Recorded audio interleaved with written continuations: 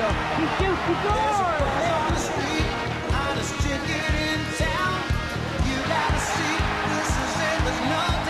That's right out your mouth.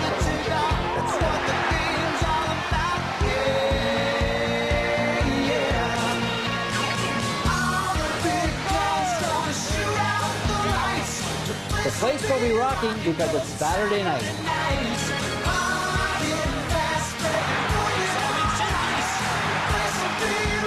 Because it's hockey tonight.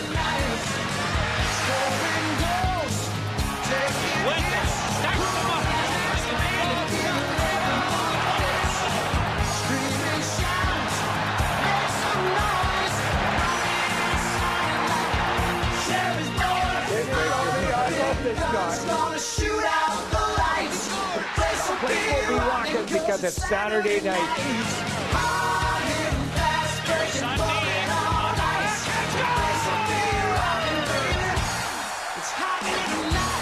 Welcome. Over the blue line, around Del Vecchio. He shoots, he scores! That's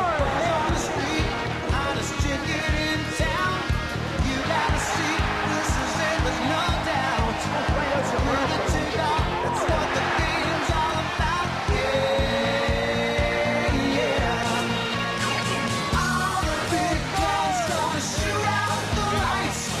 The place will be rocking because it's Saturday night.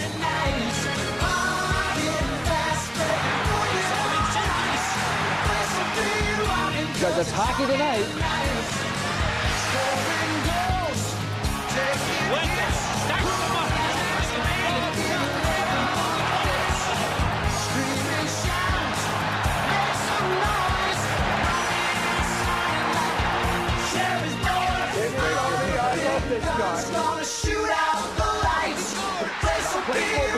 Because it's Saturday night.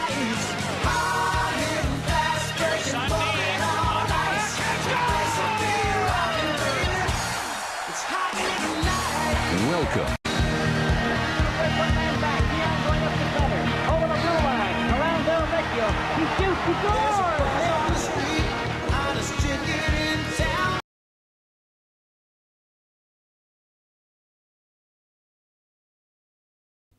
Hello out there, we're on the air. It's hockey night tonight.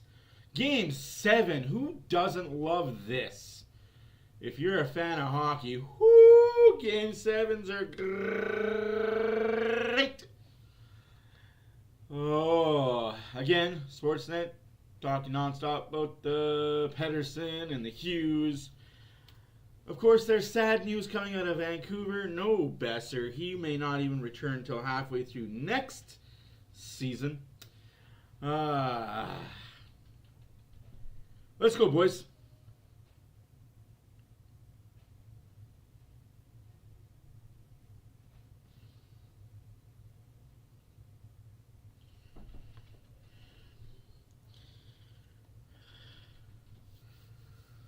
Whew.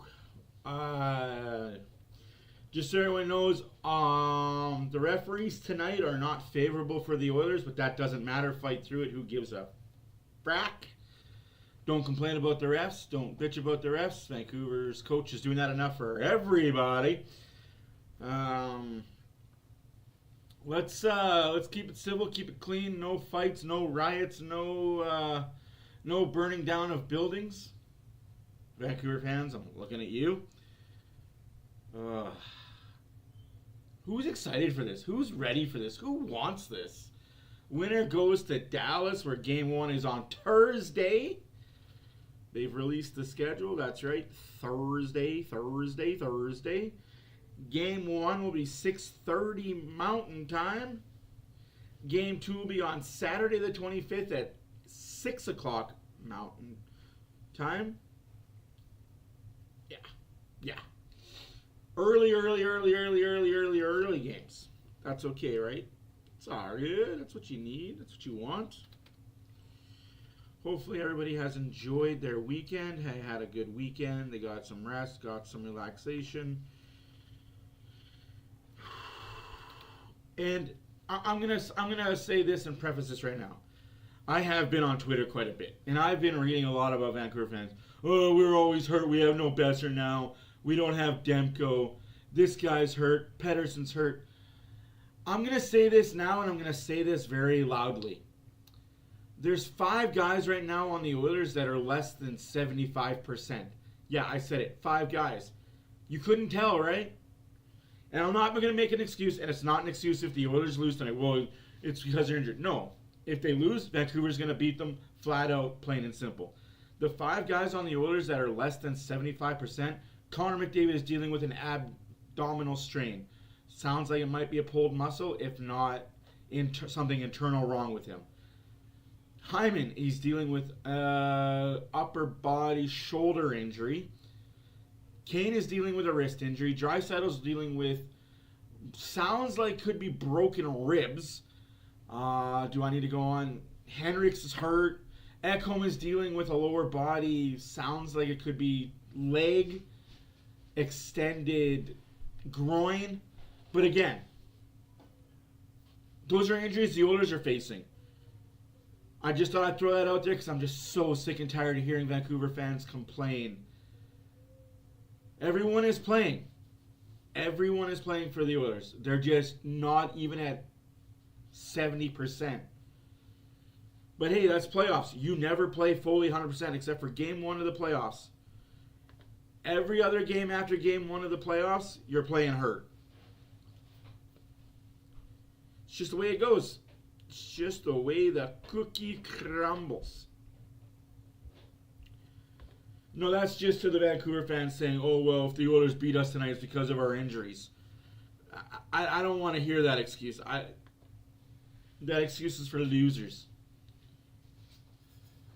Because did Daddy forget we have this to help him with baby? Yes. No, broken rib. Yes, you can play with broken ribs. Draisaitl's doing it. It sucks, but... And yes, I put her in warm jammies. He's definitely dealing with...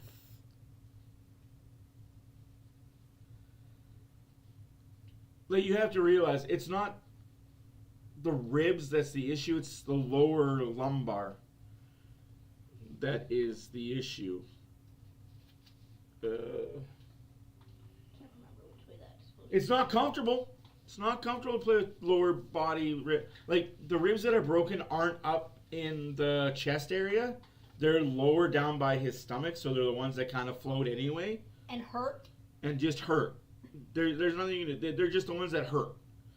So when I preface broken rib, I'm not saying they're up by his heart and affecting his mobility. Where they're broken, I've had. And it's... All right, Lou, I'm telling you he does. I'm telling you that there's... He won't say he does until after playoffs are done. But all right.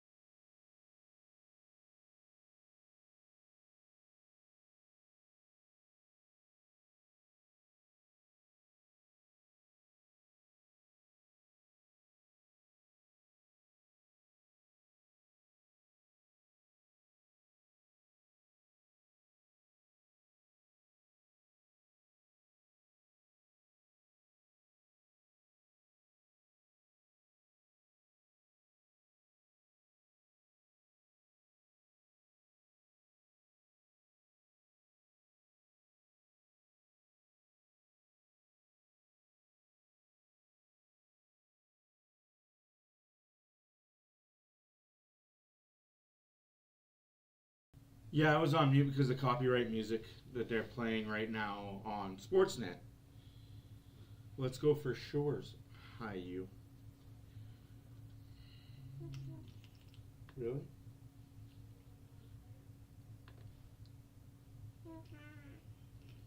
Hi.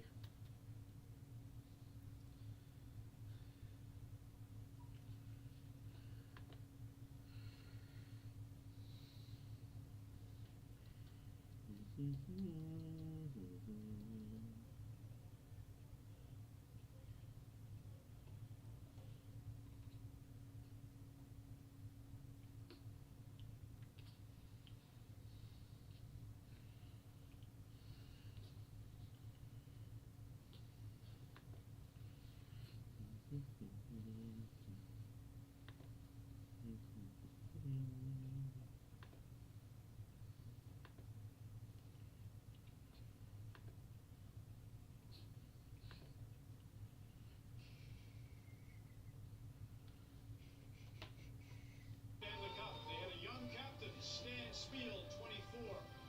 94, they went to the Stanley Cup final. They had a young captain, Trevor Linden, 24. Now they've got a young captain, Quinn Hughes, 24. And Kevin, your team in 2011. They are really trying to draw every comparison they can to 1994. I get it, but this isn't 1994. Presented by Rogers. Luke Asnick, Kevin Bieksa, Elliot Friedman, and right to Rogers Arena we go. Dan Murphy with the news and notes. Dan. Well, Ron, obviously the big news around these parts the last 24 hours. No Brock Besser for game number 7. Tucker forced to make a lineup decision. Neither of these coaches have been shy to make moves as this series gone on. You know, in game 4 was Chris Knobloch throwing the first line of punch when he started Calvin Pickard. It worked. He picked up his first postseason win. Then in game 5, Tonkin elevates Pedersen, inserts DiGiuseppe and Hoagland. Canucks with their best effort of the series. 2 nights ago, Knobloch at it again. Changing goaltender Skinner reinserted. And wouldn't you know it, the Oilers tied the series at 3. So what does Tonkin do with no Besser? He's moving Pedersen up again. He'll play alongside Miller. McCabe gets into the left side on that line. And Sam Lafferty sat the last 2 games. We'll try to add some speed to Vancouver's forward. What? Thank you, Murph. Scott and Kelly to you. All right, Ron, the unofficial championship of Canada for the right to go to the conference final deserves a 7th game. And Kelly, you've been here before. Yeah, I wouldn't know medal. In 7th game. Yes, Skinner is in net. Boy, right now, all sorts of emotion. And that's the thing you've got to try and control a little bit. The energy's It's game 7, folks. Of course you're going to play Skinner. You got to. You got to go with the horse that brought you. But I also say it's very difficult. Oh, I know. Just But you've got to be calm and relax. Even though it's very difficult to find that place, but it's a really good place to go. That way you can stay in control, and hopefully for some of the energy guys, they don't cross the line and take an early penalty. That'll hurt them. The Oilers began the season as Stanley Cup favorites. The Canucks were barely expected to make it doesn't matter how you began the season. Oilers also started the season 2-15 too. Vancouver started like what, 10-5? The occasion on the hardest day of the season. What's in store? We'll go right back with the panel. Their thoughts on Game 7 in Vancouver tonight. Hockey Night in.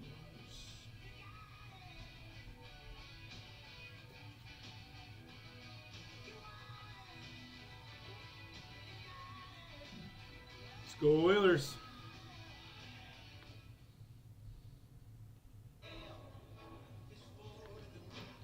There's a reason why they're not shooting, according to Rick Tocchet. According to Rick Tocchet, we don't want to be getting shots on net. We want to control the puck and have puck possession.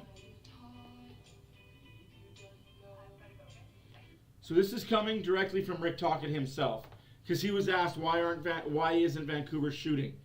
His exact words are, why would we shoot when we have the puck, when we could cycle the puck, control play in the Oilers zone, and go from there.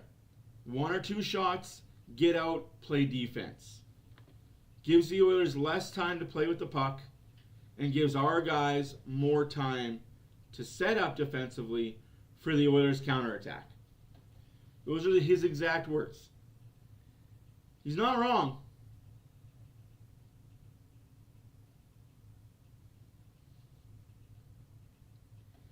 He's playing the possession game. Right? Like, the more time the Vancouver Canucks have the puck, the less time the Oilers have it to be an attack team. If you can keep Draisaitl, McDavid, Hopkins, Bouchard, Nurse defending, you don't have those guys attacking. And it makes sense. I like that. I like his thought process. I'm a fan. I don't like him as a person. I don't like him as a coach. But what he says makes sense. He wants to be a puck possession team. And hey, if it works, right?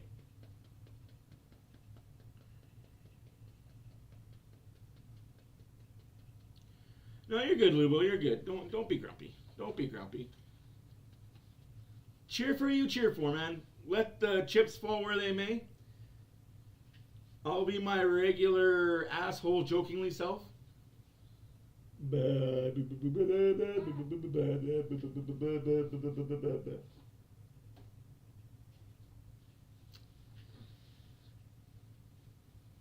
Obviously, I want the Oilers to win.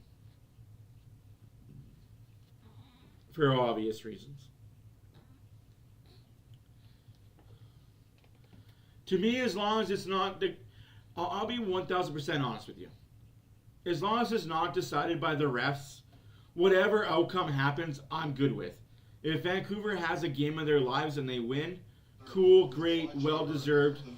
Good luck against Dallas. But if it becomes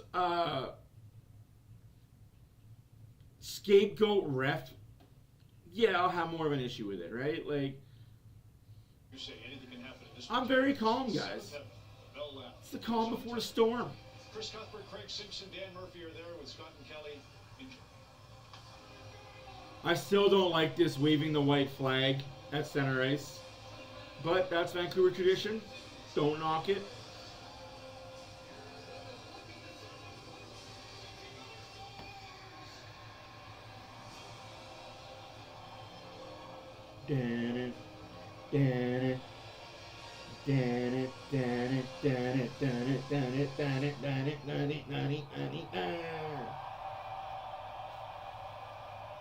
It's time. It's game time.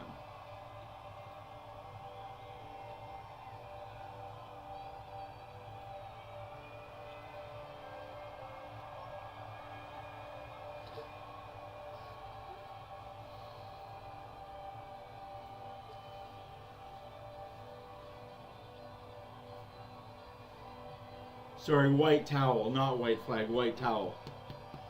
I call it a white flag.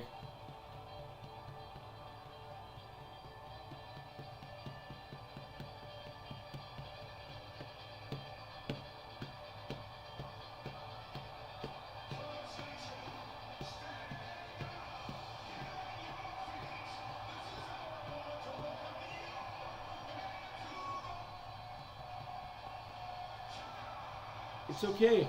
You don't need to be super dedicated to the Oilers. You can be super dedicated to channel and still cheer for Vancouver. I won't ever hate on you for that. You know that. You know you're my brother, and no matter what, we're still going to go for beers after type of thing.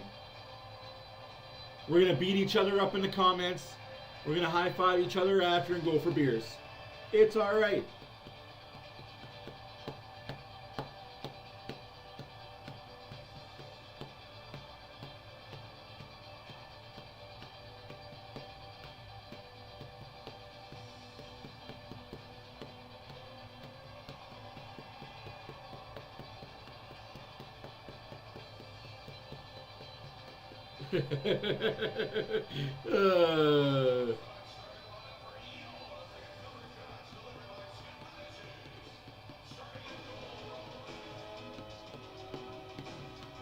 They're showing the game because it's that Caitlin Clark. It's her first season in the in the WNBA. So every game is being shown on ESPN for Indiana Fever.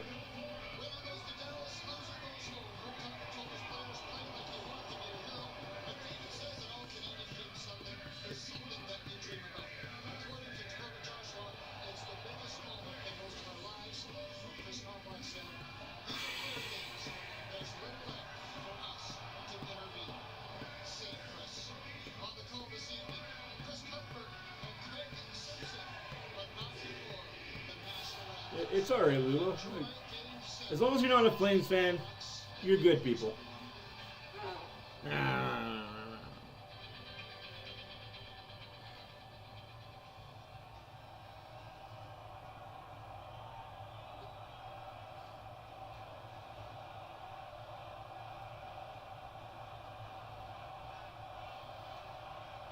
Please remain standing, remove your hats. Enjoy the Canadians from coast to coast. They're trying to push it, Renegade.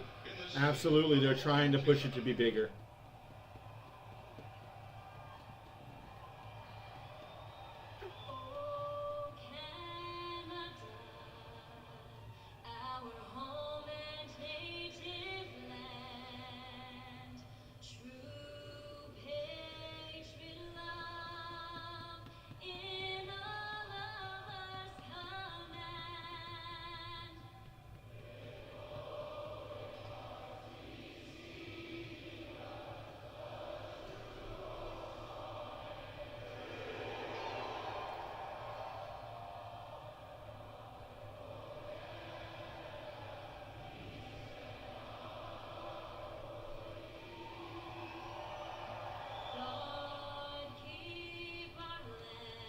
Let them end it. Let them finish it.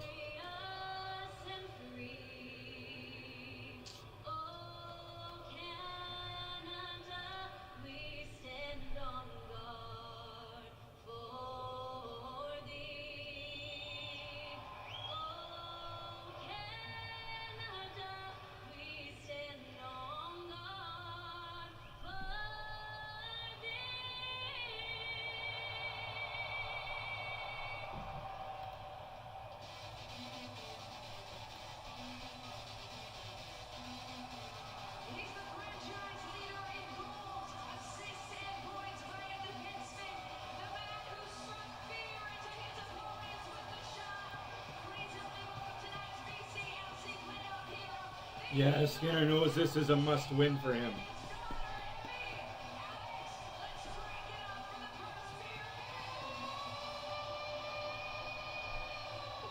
One game decided in overtime, two others in the final minute. 3 victories apiece. Win 4, always the toughest. Tied 1-4 results. Number 6 not available for the Canucks tonight.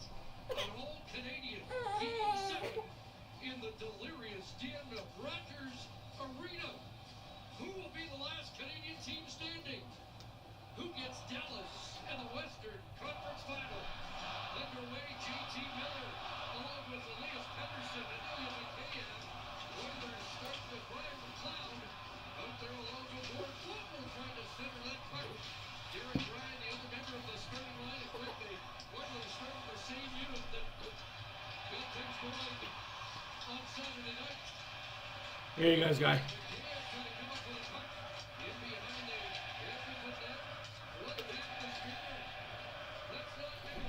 Oilers have, sorry, Canucks have the puck in the Oilers zone right now. Oh. Okay, choke. Breathe. Breathe. He starts the Miller line, even though it's not McDavid. He's just trying to get Breathe. this line a little You bit good? of early chemistry together. You got Pettersson You on good? there and Mikheyev getting back into the lineup. And that's Woo! the energy that you know you're going to have. Now I'm starting to feel a little nervous. Now that the puck has dropped, now I'm feeling the nerves. Me nerves. Me nerves are right raw, son. Get a hit or get a hit early to get yourself into the house. Okay. There's a face-off win for the Canucks. Elias Lindholm battling along. Beside him now, chance for Garland. All right, guys. Cross crease, and now the Oilers exit the zone. Cody Ceci will flip it in, and Sheelock gets his first touch. Okay, perfect. Face off deep in Vancouver zone to start. Minutes of Game 7. Well, you know right now, the mindset coming into this one for the Canucks is I'll be more rabid as the game goes on. Obviously, I'm not going to have... Yeah, I've got the Oilers winning 3-2 as well. Low scoring events. Skinner does a nice job of taking that side and making sure there's It's okay, Bob. Garland tried to go far It's okay to be like watching on a big TV. Aye, aye, son. Settle on the draw for the Oilers hit the century mark in playoff points on Saturday. Dylan Holloway on the ice had the opening goal of Game 6. Looked around by Kulak. Back to Holloway. Drysdale was going to track it down.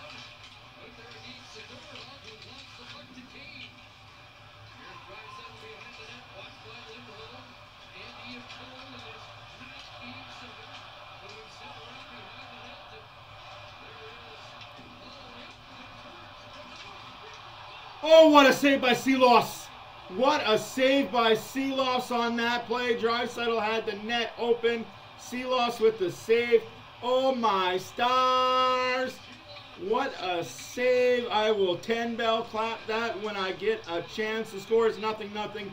The shots are 3-0 for Edmonton. We got 2 minutes into the first period. Woo, and that's icing.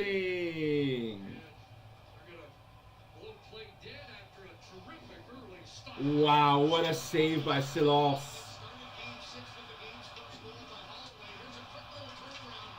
Big save. Oh, that was a Kulak jumping down the point. Yeah, if that was Draisaitl, that's back of the net. Seeloss is ready. He's going to have to be. Because he lets in 3 goals. Vancouver's not scoring 4. Their highest goal scorer is out for the season. Lubo, your wife, I heard what Jessica said about Besser. That's scary, man. 17:40 left to go in the first period. Shots are 3-0 for Edmonton. Ekholm up to Hopkins. Hopkins shot saved by Seeloss in the corner for Hyman. Sorry, Hyman gives the puck to McDavid. McDavid looks for Bouchard off his skate and out of the zone. Come on, Bouch, be better, kid. Be 5% better 10% of the time, and you'll win. Blood clots, yeah, in his leg. I don't wish that upon anybody, guys. And for you, for the Oiler fans that were saying good and everything else, have some class, man. Besser is really a class act. Yes, he plays for a team we don't like, but the player is a class act. It's not like he got injured playing hockey. About the blood clots, it could be 3 months before he can even figure out how severe it is.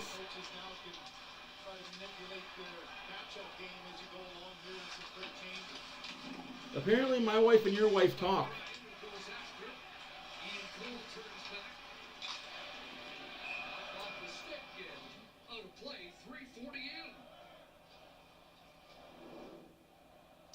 No, absolutely, Renegade. We don't ever wish ill will against other players. Unless it's a hockey injury. Like, even then you don't want a severe injury. Just short-term maintenance, you know, miss a game here or there. But nothing full-term life-threatening, right? It's interesting to start here. You know, Miller has gone up against the McLeod line. You've got Bluger with the McDavid line, and so far for 2 shots are 4-0, 16:20 left to go in the first period. Game 7, series tied at 3. Face off to the right of Seeloss. That didn't look like it was dropped fairly, but I'm okay with that. Hey, Roger, how's it going?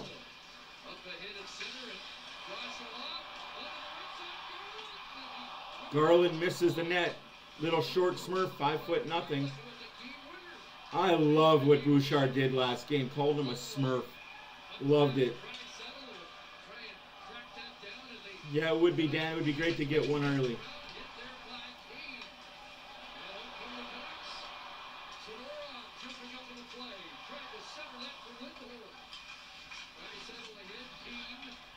Here's CC. CC gets the line and dumps it in. Oilers line change. 15.5 left to go in the first period. Now my heart is pumping, boys. I have such nervous energy right now.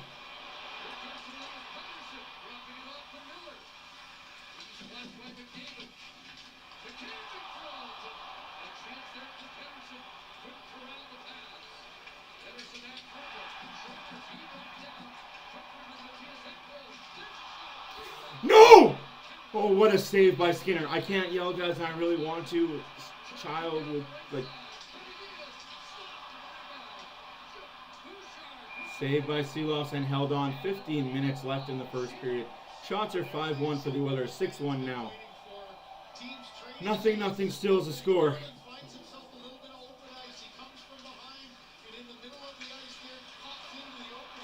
It's all right, Bob. Thank you for being here. Greatly cheap. Good to see you. One, and this time tries to get the shot under the blocker. He got it under the blocker, but just a little bit off, and then a rebound in front. And there's one that Pettersson unable to get to that one quickly as Bouchard got him, and then back the other way. Another good save off of a rocket of a shot by Hyman on the transition.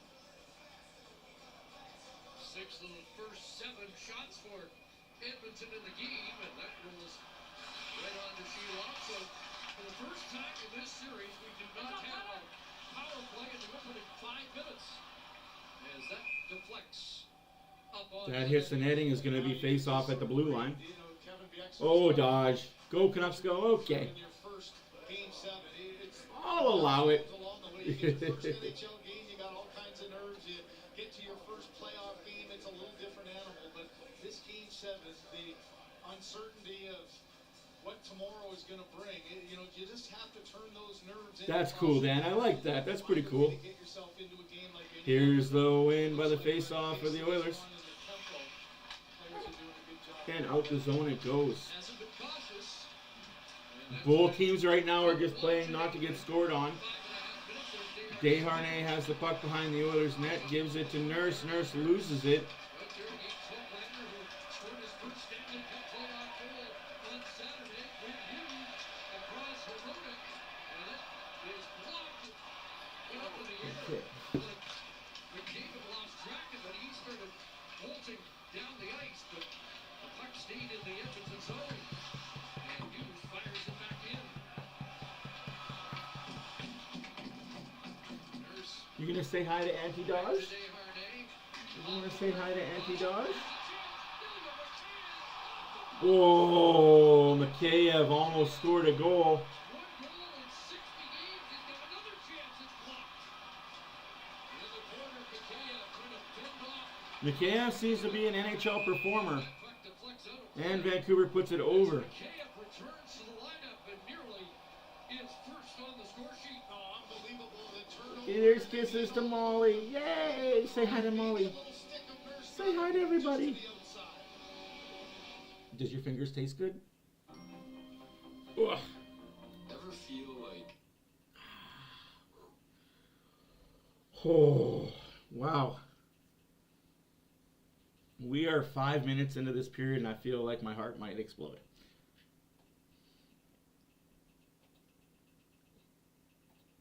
But that's a good thing, right? Like, that's what you want. You want the blood up pumping.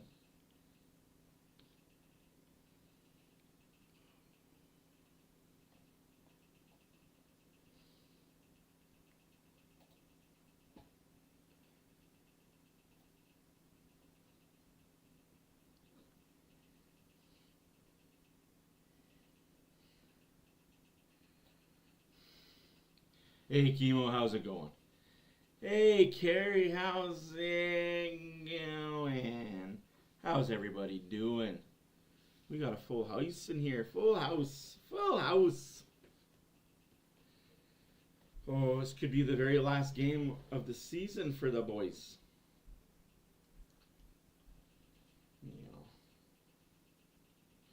But I think we're going to be playing on Thursday in Dallas. Dallas. We got 2 games in Dallas and then 2 games in Edmonton. Undecided what time they're going to start for game 3 and 4.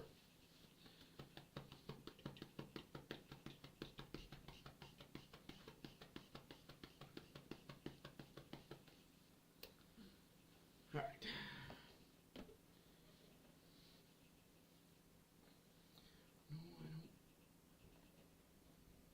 Gus Mikheyev, good defensively, but also hinted maybe he could have a little offense.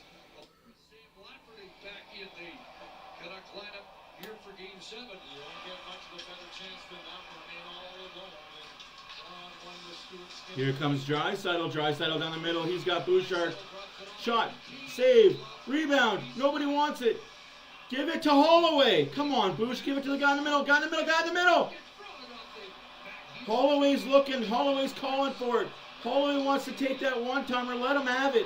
Let the big dog eat. Just a few moments ago, and that one into the glove You can't look off Holloway, guys. That kid's got a woo. You go through the droughts. He had 6 goals in his first 11 games, did Mikheyev. Absolutely, Lubo. Dallas has home ice advantage no matter what. To this point, just 1 in the last 60, but here he is in his biggest game of his life, and just fair close. Nice job of Miller getting it through behind the Oiler defense, and you saw Stuart Skinner when he went down. Mikheyev was able to pull it across. 13-15 left in the first period. Shots are 6-1 for Edmonton. I'm willing to say they're 6-3 for Edmonton. I think the Vancouver statistician is wrong on the shot count, but that's okay.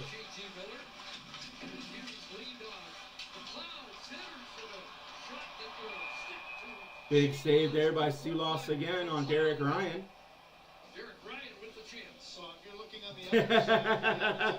He's practicing the bandwagon. I got an application for you, Rio. Rio got hacked for sure. The opportunity to start game 6, did a good job with it, had a much better game as that line looked to have a little bit of chemistry. And there's another example. Use your speed, get in on the forecheck, and make plays like that that could create a scoring chance. There's Miller winning the face-off.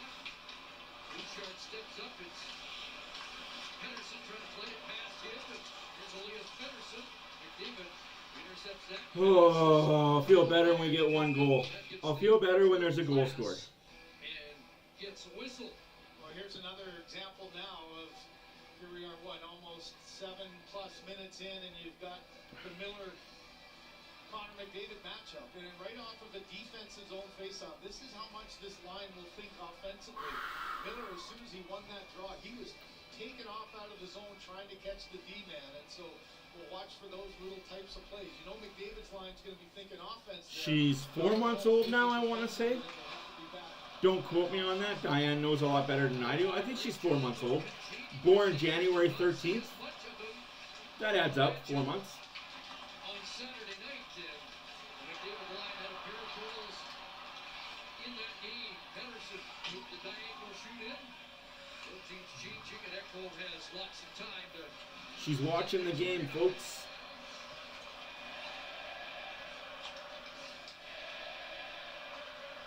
Up ahead it goes. Went off Janmark down the ice. And on the forecheck, it's wrapped around. And Darnay will stride back. This is going to be icing against the Canucks. Well, you see the challenge when you're I think we're all saying 3-2 Oils there, Bob. I honestly don't feel this is going to be a high-scoring affair. Not really able to do so, and there's a game where McDavid with 3 assists, they scored 2 times on the Miller line. Prior to that, though, he's done a wonderful job. You saw the shots are different. You know that you're going to give up chances against that line. You just got to keep the goal scoring off, and he's been able to do that. Yeah, the Skinner chants make me laugh. Sheelock hangs on with a little early commotion around the Vancouver net. Fair enough, Rio. What's going through the mind of Sheeloff here? Oh, she will she? I need something to wipe her bum with. We got jokes for Auntie? Do we have jokes for Auntie? You lose, you're done, and he was able to play his best hockey under those circumstances. Here, he's been thrust into the goal, and it's been his net this entire series. Yeah. And he's just trying to put in one more great performance to get to the next one. Oh. Oh.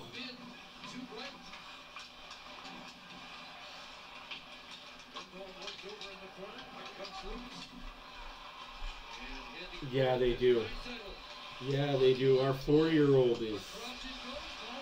Holloway shot blocked by Zadorov. I hear mommy. I hear mommy. Shots are 9-1, but I think they're 9-3.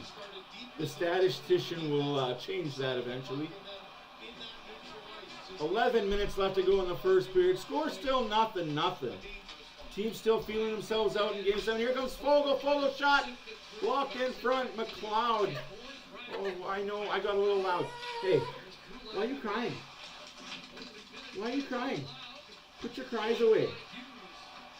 Put your crocodile. Yeah. Crocodile tears.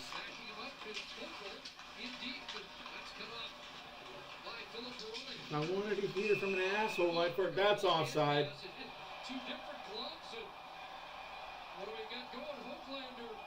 Hoglander shouldn't be doing that. I was just going to say, it hadn't really been a real physical start to this Game 7. Maybe a little bit cautious. But I would guess after all this, might have a little. If the Oilers lose, who am I cheering for to win the Cup? Florida. Things started offensively. FLA. Johnny Bear in charge tonight. Devin Bird, Johnny Murray on the line. I just want to show you Draisaitl. At times doesn't look like maybe all the fastest, but look at I've had Florida to play against Edmonton in the Cup final all year. I've had the Oilers winning the Cup all year, but if they don't win this game, I think Florida takes the Cup this year. McLeod, number 71. Ryan McLeod from the Clan McLeod. There will be a penalty or two on that last little debate along the boards. Go Oilers, go. Go Oilers, go. Go Oilers, go. Here you go, mommy. She took a little bit of the bottle and then she started choking. And love you.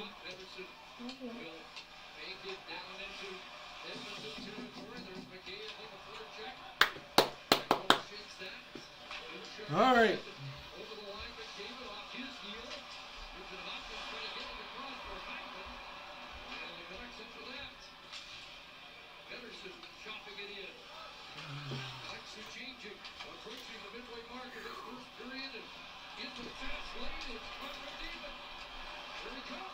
Saved by Seeloff on McDavid shot. 10-1 of the shots. Again, 10 minutes left to go in the first period. I don't think the shots are 10-1, guys. I honestly full-heartedly, it's like 10-3.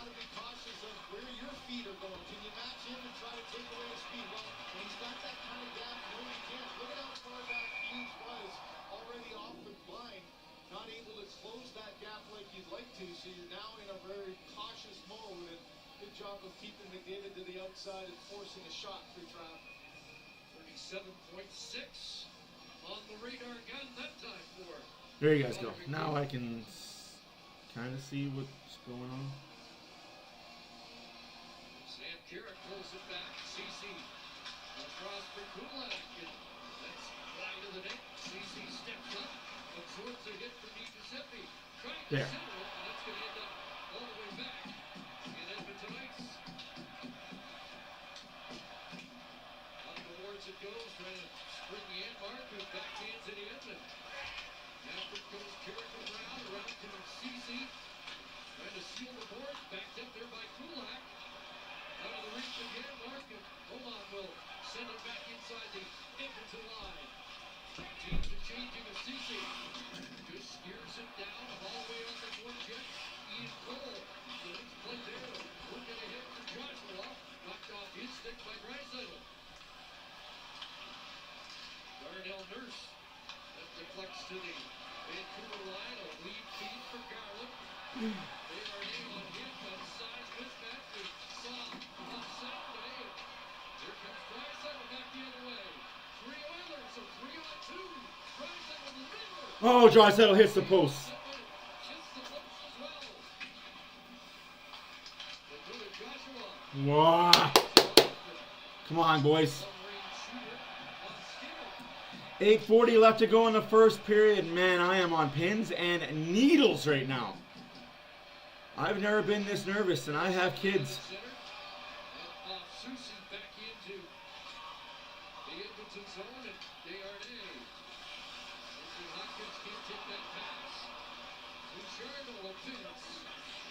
Bouchard gives a puck to McDavid. McDavid. Hyman shot off the blocker.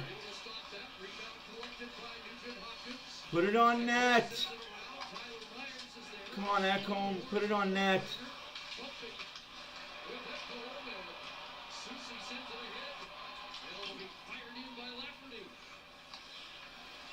See the short shift, especially Miller was just out there for very little time, and when you're out there, you want to make sure that you're fresh going up against the McDavid line, but everybody just trying. There it is. Bouchard looking for Fogle. Oh, I thought that was in. I thought that was in, Derek Ryan. He put it high over and up the net. CC and Bouchard are on the ice right now. One of them has to change. We can't have these two guys on the ice together.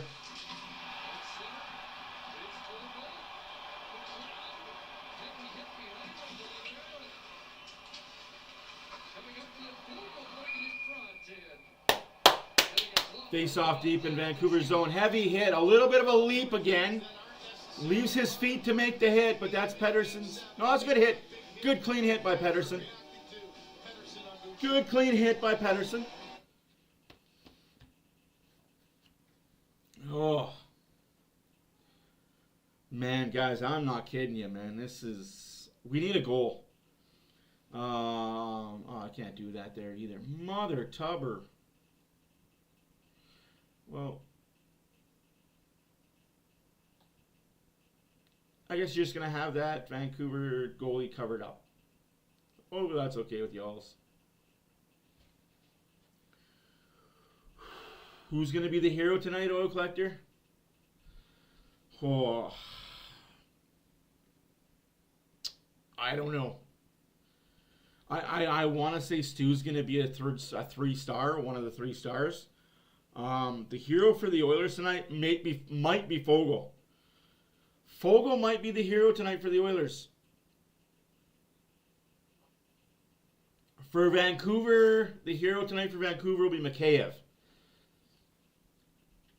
Mikheyev and Fogel, I have a feeling that one of those two are going to be the heroes for their teams.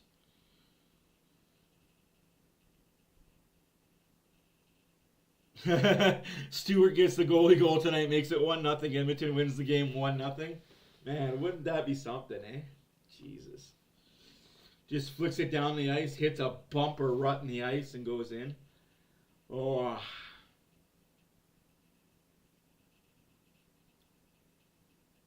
That would be something to see. Game 6, it was a problem. Just 15 hit the net, 25 attempts didn't. They've had 21 or fewer in 12 games, outshot in 8 of them. As Pettersson says, it's not a recipe for success. Just 2 shots so far in this one, fellas. And by contrast, Bert, the Oilers with 12 shots, that's the same number they had in the final 40 minutes of Game 5 here. I just think if you're Rick Tocchet, you can't help but think you've missed an opportunity in Game 6 to get to Skinner. You hear the crowd yelling his name. You know the pressure that was on him, and they gave him a free pass in that game. Here we are in Game 7, almost through a period, and the same thing has been the case. Good shot so far, 33-foot shot to Miller, and Lindholm from 90 feet. Cece's in, Holloway. We got across the slot, nobody there. Cole slow to get up. Oh, by the way, Vancouver and Oilers fans, if any of you guys bitch about the reffing not calling anything, shut the fuck up. It's Game 7. You're not going to get calls unless it's blatant. You're not going to get a trip unless it's blatant. You're not going to get a slash on the hands unless it's blatant. A high stick unless somebody's bleeding. Interference won't be called tonight. So don't ask and don't beg for calls. They're not coming.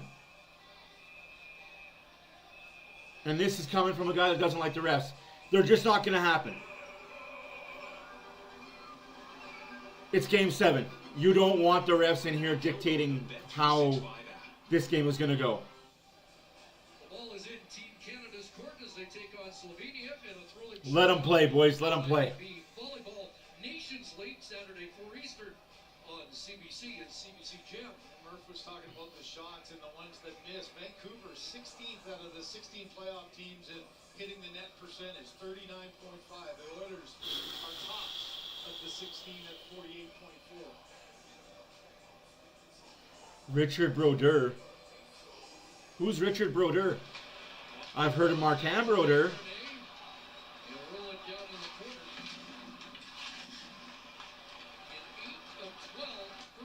Martin!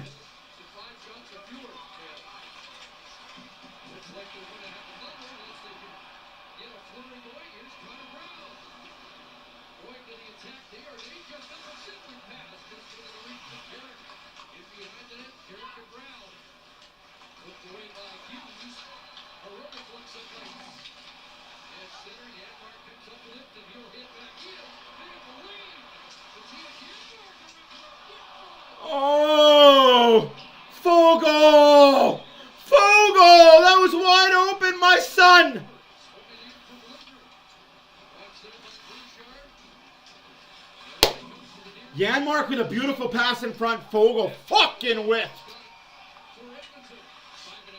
All right, 5.5 minutes left to go in the first period. Here comes Cannon. McDavid drops it for Ekholm, gives it to Bouchard. Bouchard back up to McDavid. McDavid with speed. Gives the puck to Hopkins. Hopkins back to McDavid. Hits the referee, because why not? Hyman behind the net. Hyman gets the puck. Gets away from the slashing of, looks like, Hughes. McDavid looking for Hyman. Hyman.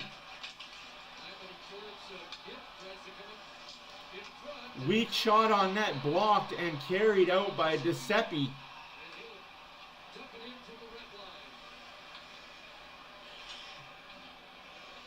Hey now, Rio. We don't need to hear any of that. It's probably true, but don't need to hear that. No icing, says the left.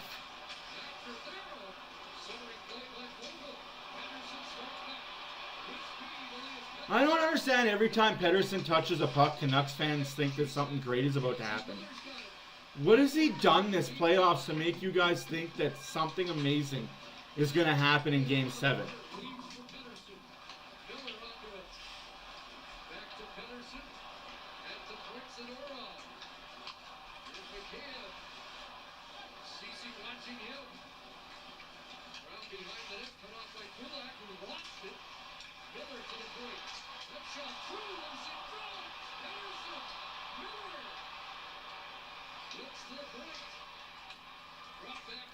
Oilers are hammed in right now for 40 seconds.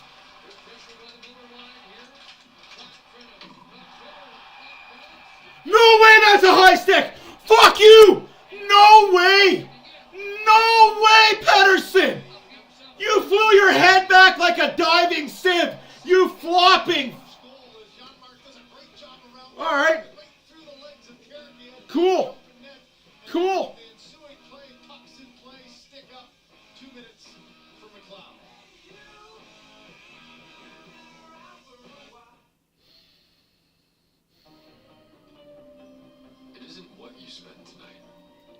Who you spend it with. Get perks that make everyday life a little richer with the Scotiabank Preferred Package. You're richer than you think. Why does finding something to watch feel like the end of the world?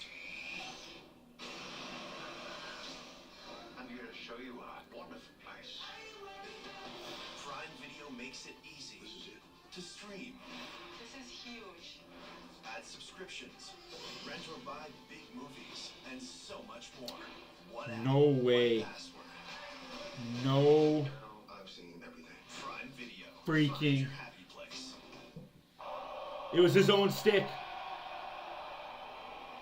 I think it was his own stick. There's no way. There's no way.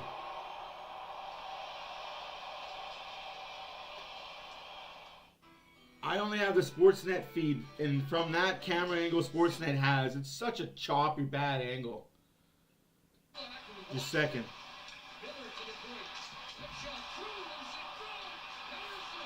I'm going to replay this because it's on commercial break.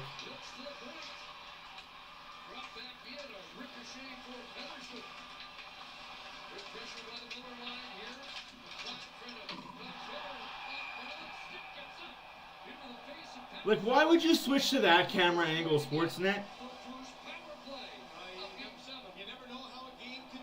I don't know. Just that. Why that camera angle? Like, why would you switch to the in-close corner camera angle? No, okay. I just saw the TNT one. I stand corrected. 4 minutes.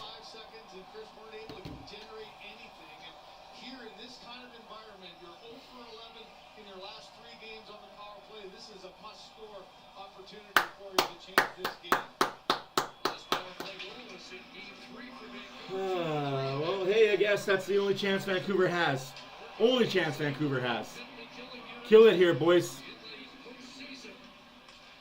3:33 left to go in the first period. 3:45 left to go in the double minor. Skinner, stay in your net.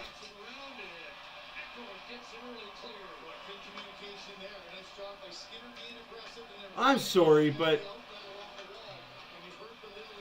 watch your sticks, McLeod. You got to call it. Watch your sticks, though. Anderson on the right side for Miller. Kicks it back to Hughes. Returns for Miller. Checked there by Nurse. Lidlow trying to get it back, but Darnell Nurse wins. And down the ice it goes. 3 minutes left to go in the first period. 3:10 left to go in the power play. Vancouver in the series is 3 for 20. 12-2 are still the shots for the Oilers. Nothing still to score.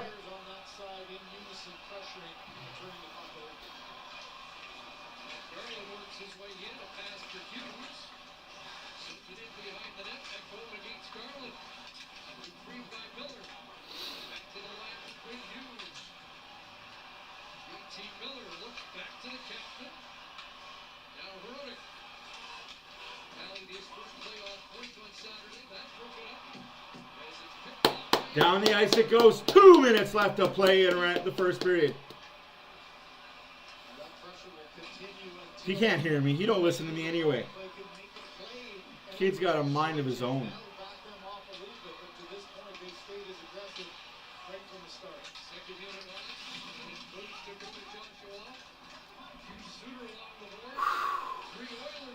One and a half minutes left to go in the first period. 2:10 left to go in the power play.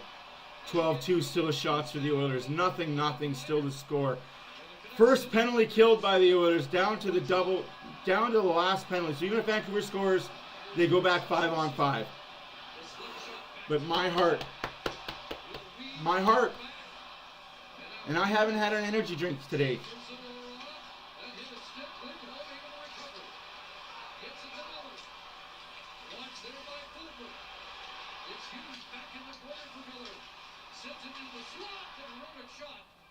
One minute remaining in the first period. 1 minute remaining in the first period. Minute and a half left to go in the power play. Whew. But yes, that is a penalty. I take back what I said.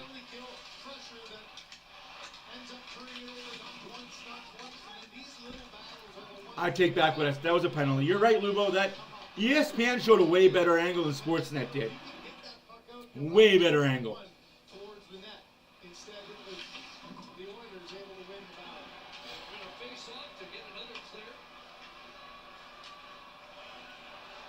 Good call on you, though, Lubo. Good, awesome job.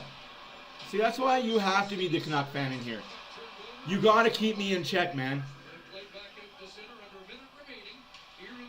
1 minute left to go in the power play. 50 seconds left to go in the period.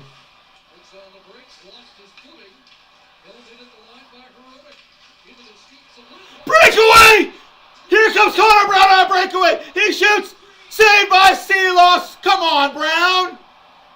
Oh, that would have been something. PK shorthanded breakaway. Just don't give up the power play goal now. Nurse, good hit in the corner. 27 seconds left to go in the period. 40 seconds left to go in the power play. Puck comes back to Hughes. Hughes gives it to Garland. Blocked in front by Nurse. Nurse has it. It goes down the ice. Period is over. Oilers killed. Oilers killed the power play in the first period. Actually, there's 10 seconds left. 10 seconds left. Vancouver has time for one more rush, and here comes the Smurf himself. Little Smurf. Come on, you Smurf. Do something. And that's going to be his nickname for all the time. Smurf. Number 8 for the Vancouver Canucks. Connor Smurf Garland. Period 1 done. Whoo!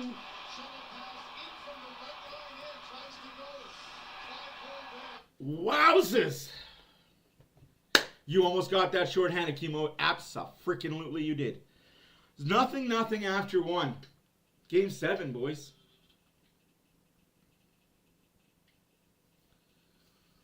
Whew. Who's excited?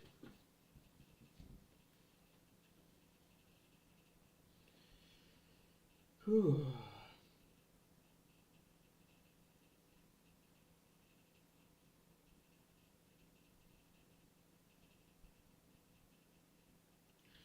I might have to put some pants on. Oh man, it's cold down here.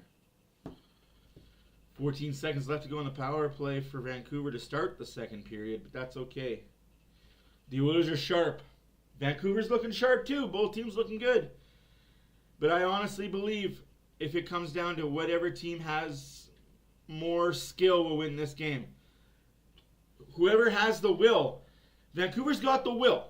I will give Vancouver 1,000% credit on that. They've got the will. Edmonton's got the skill. If Edmonton can match the will of Vancouver, the Oilers should win this game. Boys.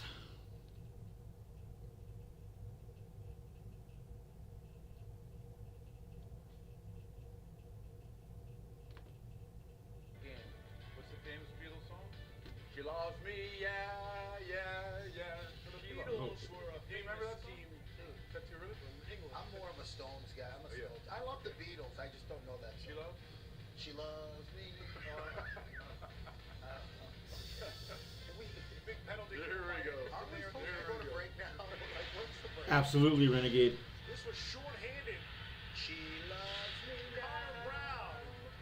She loves that. She loves. She lost. She lost with a big save. Looking for the perfect grill? I'll pause. I'll mute the ESPN feed. Oh, I'll be right back, guys. I'm gonna get some pants on. It's chilly as a mother, you know what, down here.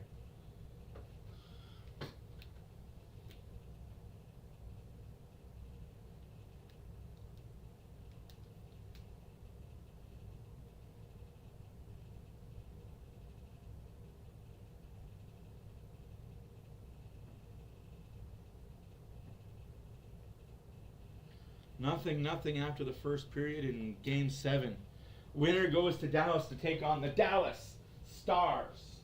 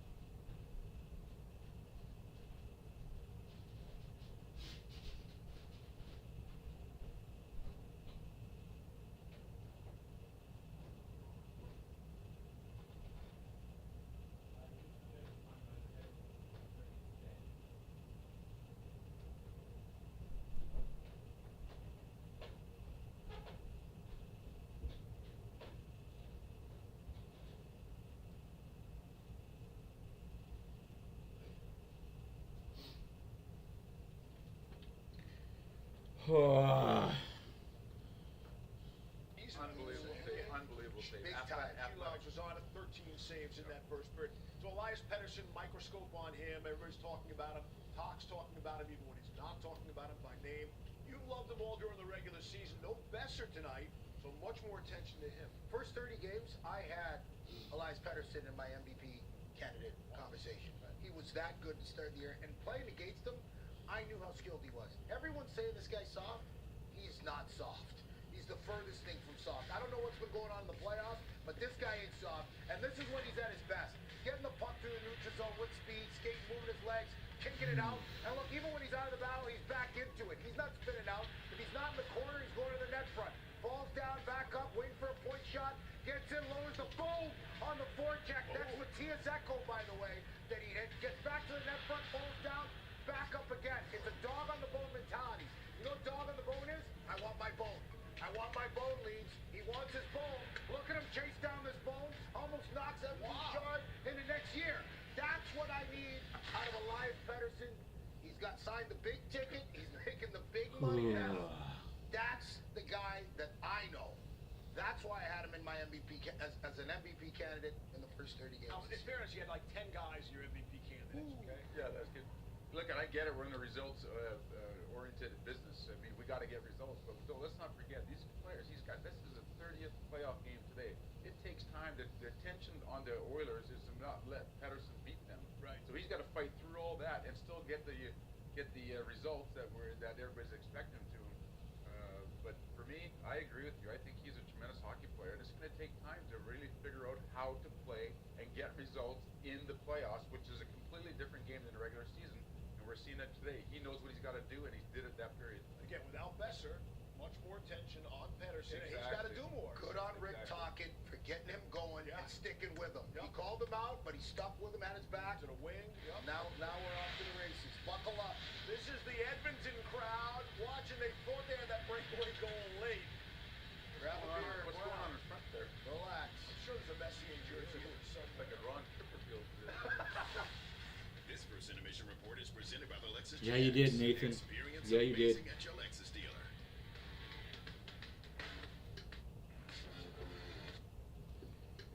Oh.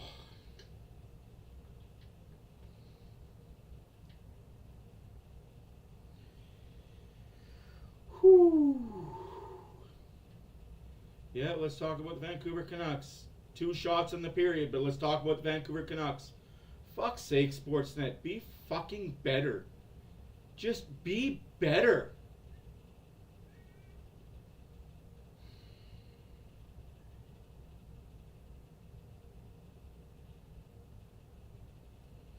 Seven and a half minutes left to go in the first intermission, and all Sportsnet wants to talk about is Vancouver. Vancouver this, Vancouver that. Let's go live into the Vancouver dressing room, shall we? Holy shit. There's 2 teams out there, man. Both teams are from Canada.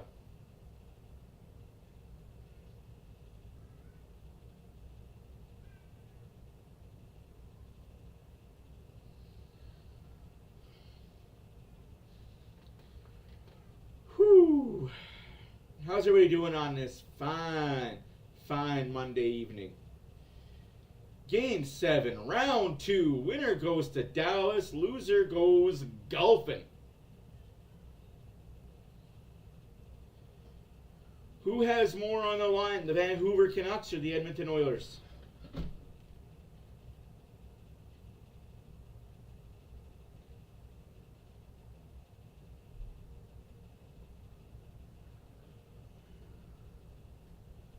Excuse me.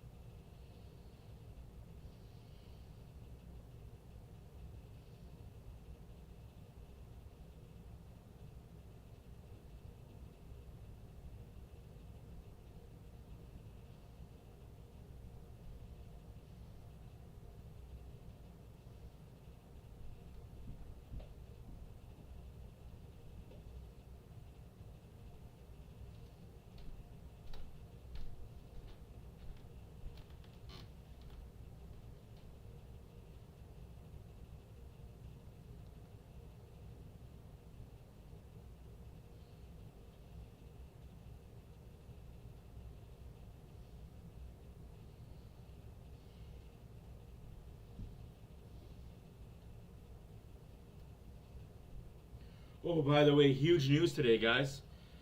Our Oilers Fan Reaction TikTok account is now able to go live. We've hit enough subs on that channel to be able to go live. That's huge news, guys. That is huge news.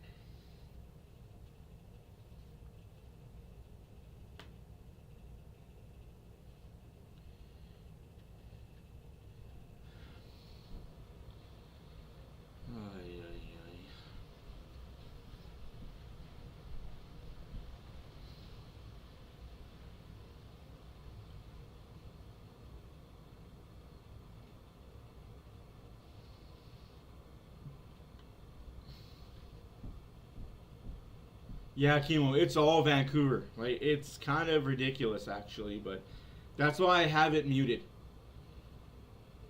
It's almost like they think Edmonton is in the States. Like, do they not realize Edmonton is also part of Canadian coverage?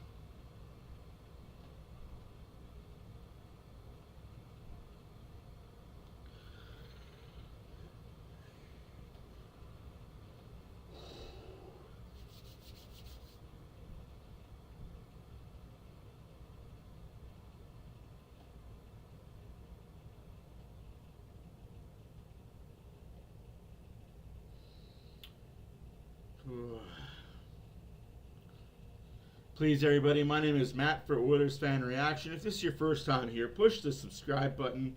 If you've been here before, like usually most of you are, push the like button, leave a comment. Let us know what we can do better. Let us know what we can do worse. Never a bad suggestion.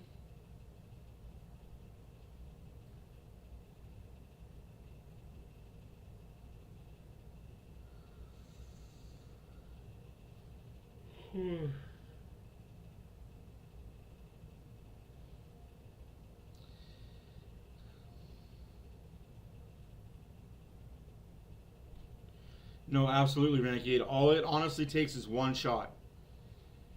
If you can win a game 1-0, and you scored that one goal, it's all it takes is one shot, right?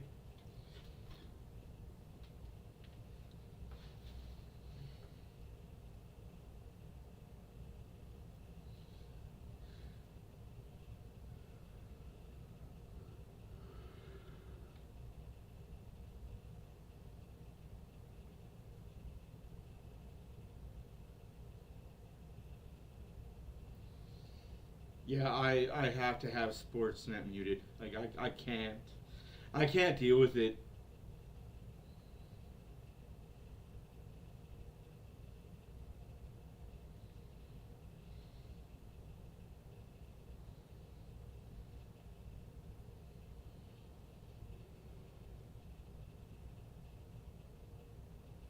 Oh, crap. So tired.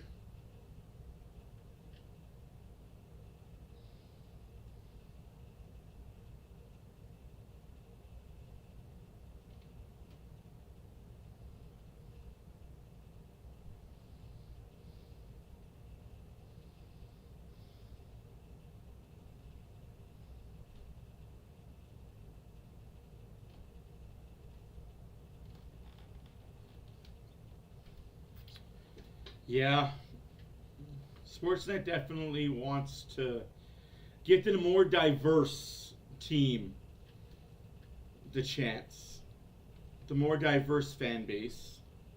Because let's be 1,000% honest, a lot of Oilers fans are white males in between the age of 18 and 55.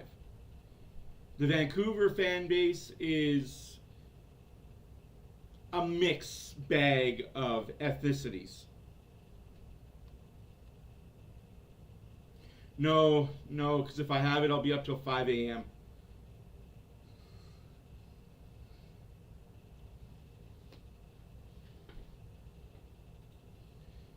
We're going to start off the penalty kill for the Oilers because that's what they do. Contrast, JT Miller, and yes, a double minor power play, 9-10. Elias Pettersson, 8-07. So the big guns for Edmonton. Yeah, I agree, Dan. We need the first goal. Well rested is great, and for Chris Knobloch, you had that 4 minute of shorthanded time here, which still has 14 seconds now with McLeod left. And for McDavid and Draisaitl, you just don't want to lose them. You want to get them. So I would expect in the first 5 minutes of this period, maybe even a couple. That's true, Lubo, because, well, they'll always talk about Toronto, but that's neither here nor there.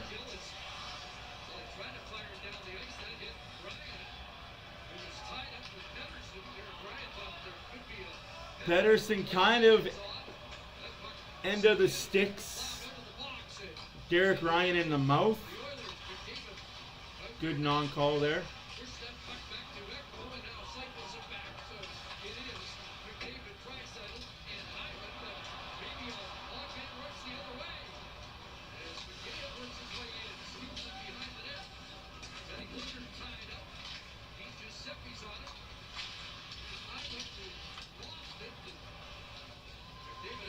Whew, penalty killed by the Oilers. Vancouver again, 0 for forever. I think they had one good game of getting goals, and after that it's been nothing.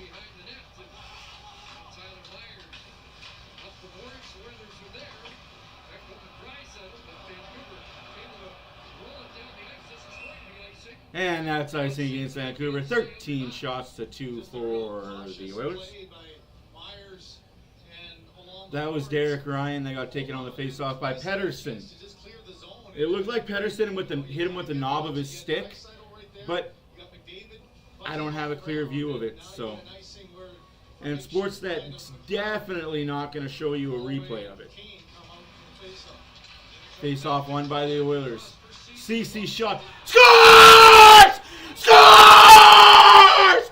Cody CC! 1-0 Edmonton! And that's where the details really matter. There's folks in Edmonton watching the game's first goal go to Cody CC off of a rocket up from the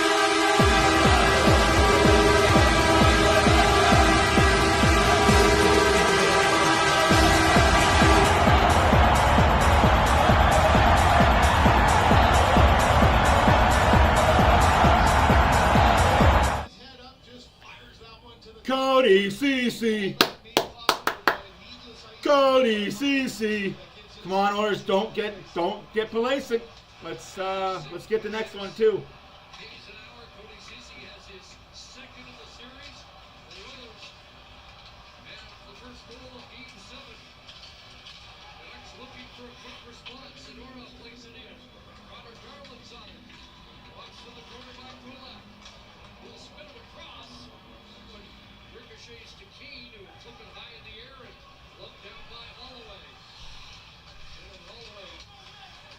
That's a good non-call. That's a good non-call. Holloway, stand on your feet. We're not Vancouver players. We don't flop for calls.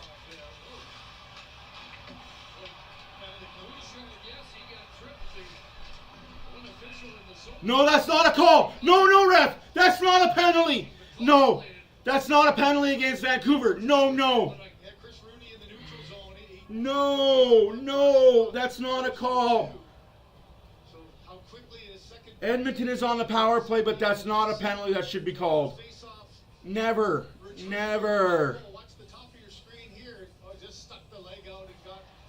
I think he just tripped on his foot. No, that's a trip on it. No.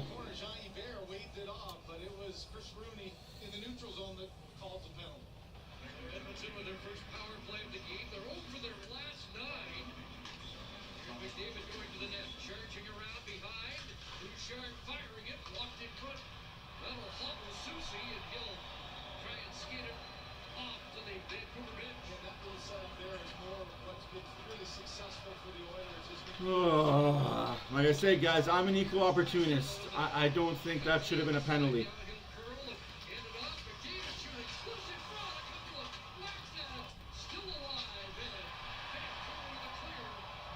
17-17 left to go in the second period.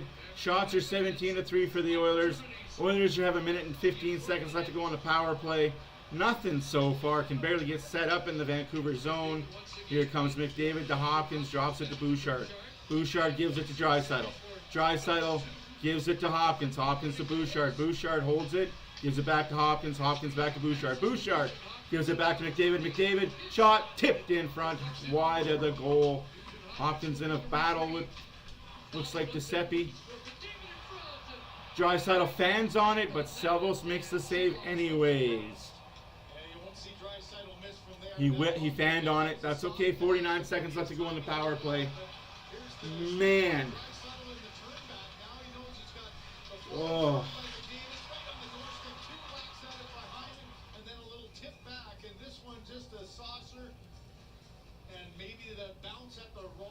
Oh, boys. Out of all the people, it's Cody Ceci. Right? Oilers scored power play goals in their first 9 playoff games and not in the last 2. Bouchard has the puck in the corner, gives it up to Hopkins. Hopkins back to Bouchard. Somebody shoot the puck. Bouchard shoots it off of Hyman. 30 seconds left to go. An abysmal power play for the Oilers. Vancouver, give them full marks, full credit. They've learned how to PK. Draisaitl shot, saved by Seeloffs. Hopkins at the line, gives it to Bouchard. Bouchard gives it back to Hopkins. Hopkins looking for Hyman. Gotta make a better play there, though. McDavid back to Bouchard. Bouchard gives it to McDavid. McDavid. Draisaitl. McDavid. Draisaitl. Saved by Seeloffs! Seeloffs says no! Oh, by the way, Sportsnet, where's showing Rogers' place from that goal for the Oilers? Where is showing Rogers' place and their excitement for that goal? ESPN showed Rogers' place. Oh, what a save by Seeloffs. Leon! Oh.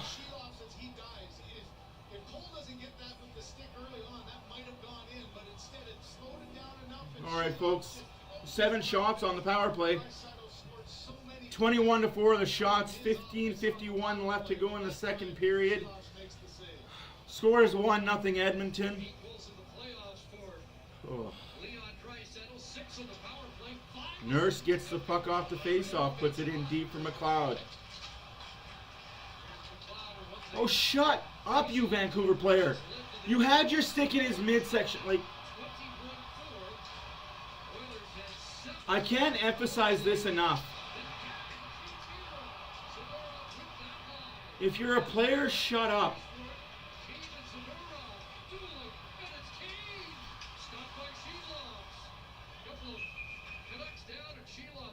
Like, I'm sorry, but if you're a player, this is game effing 7. Don't even look at the ref and bitch about a call. This is game fucking 7. Shut up and play the freaking game. Good God.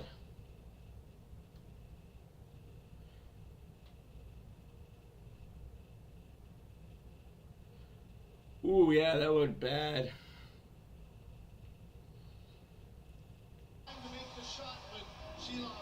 All right. 15:20 left to go in the second period. 1-0 score for the Oilers. Another face-off win, but Lafferty jumps on it.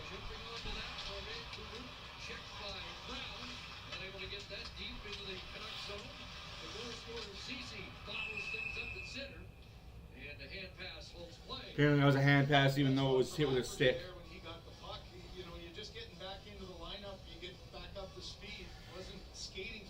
It needs to be Rio place. Rio de Janeiro. Got to turn back the other way. Hugh Suter now up from that top line on the left wing to centering the fourth line. Good question. Good question, Renegade. Will it be Vancouver or will it be with the team south of the border?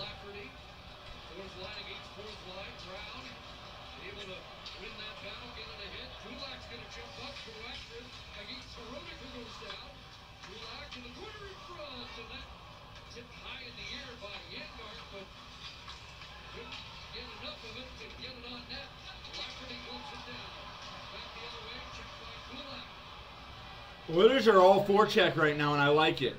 That's how you win games. You just all forecheck, all gas, no brakes.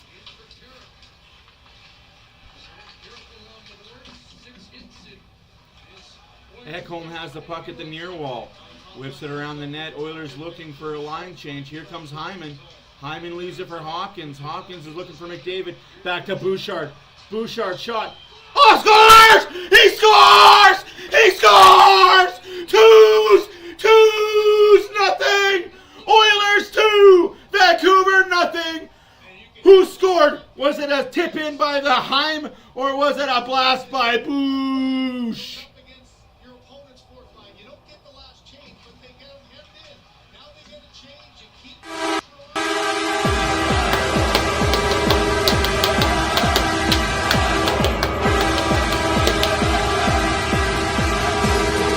What a shot by the Boosh! Ayla Boosh! 2-0 Edmonton, 14-10 in the second period. 23-4 on the shots for the Oilers. We'll wait for the official on that. Bouchard will definitely register his 10th point of the series. Sorry, folks, I'm a bit excited. Now the Oilers cannot sit back. No sitting back if you're the Oilers. Full-on pressure, please. You got a period and a little bit of a half. Here comes Draisaitl. Draisaitl loses the puck, trying to go 1-on-4. Yes, we're up 2. Oilers are good. Assisted by Hawkins and Hyman. Bouchard assisted by Hawkins and Hyman. And that's offside Vancouver. At the Edmonton line. So the goals originating from a similar spot for CC, and there's Bouchard. First Oiler goal scored by Cody CC, his second of the playoffs, assisted by Brett Kulak and Dylan Holloway at 1:16 of the second period. At 5:50 of the second period, Bouchard gets his 6th goal of the series. Hopkins and Hyman with the assists.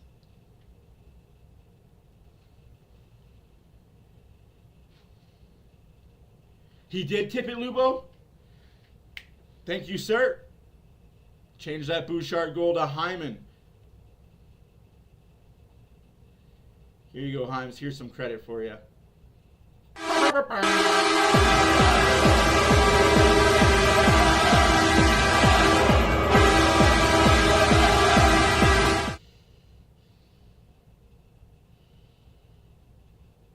I think he will. I honestly think we're going to see a lot of these players that are on higher level contracts. McLeod's not going to be back. Fogel's not going to be back. CC might not be back. Kulak might not be back. Brown is gone. Perry is gone. Henrique is going to resign. Keurig might be back. He might resign. We're going to have a lot of cap space to work with, guys. Yeah, they are definitely hurting without Besser. And I really wish it wasn't the case.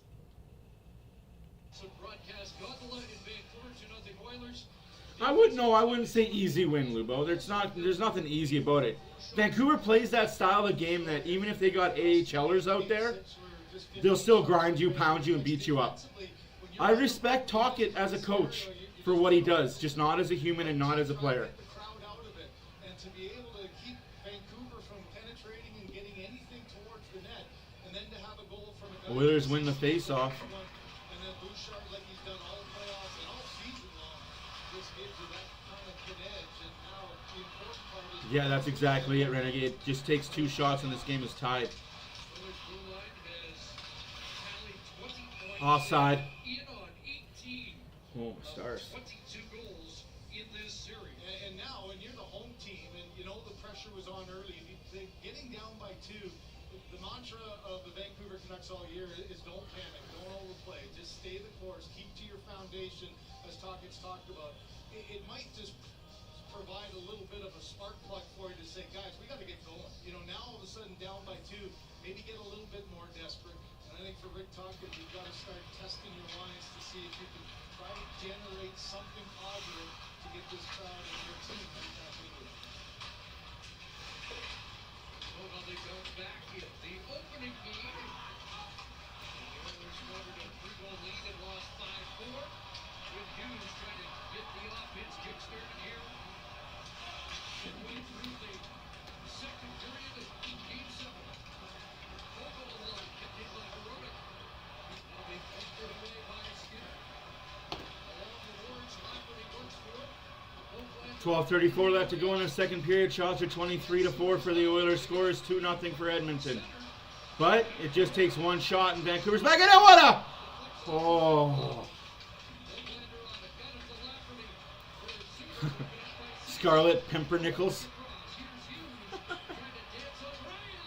Save made by Skinner. Makes the stop, short side. CBC Gym lets you watch live sports, free TV, free movies, and so much more. Watch it all for free on CBC Gym. And Owen Wilson in the house got a huge cheer a little earlier. Owen Wilson's in the house. Cool for him.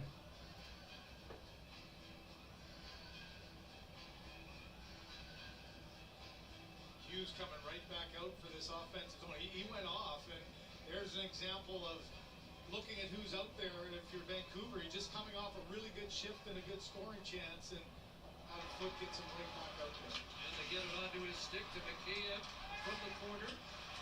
Swings it back and tries to cut that off, but lofts the backhand into the center. They're double shifting Hughes. Possibly even triple shifting. Got to do what you got to do to win a game. I respect it.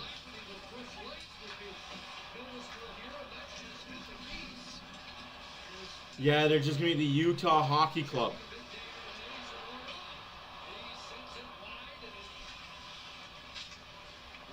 Utah HC.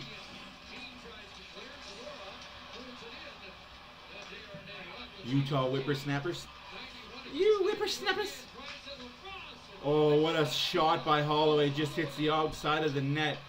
Here's Kane all by him. Onesies.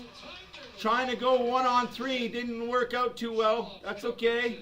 Good play by Ian Cole. Little bit of a stick in the gut, but that's okay. Suck it up, Buttercup. It's hockey. You'll be fine. Rub some salt on it.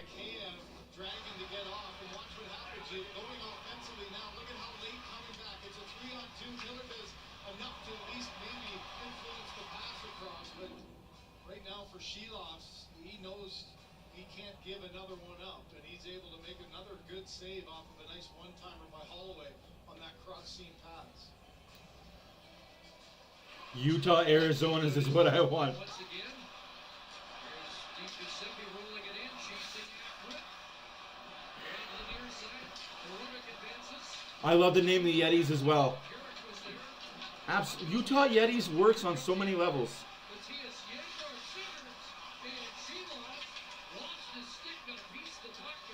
CC crashing the net. Uh-oh. But Brown fans on it now. Brown's the defenseman back. Sorry, Carrick. I'm okay with Carrick being the defenseman back.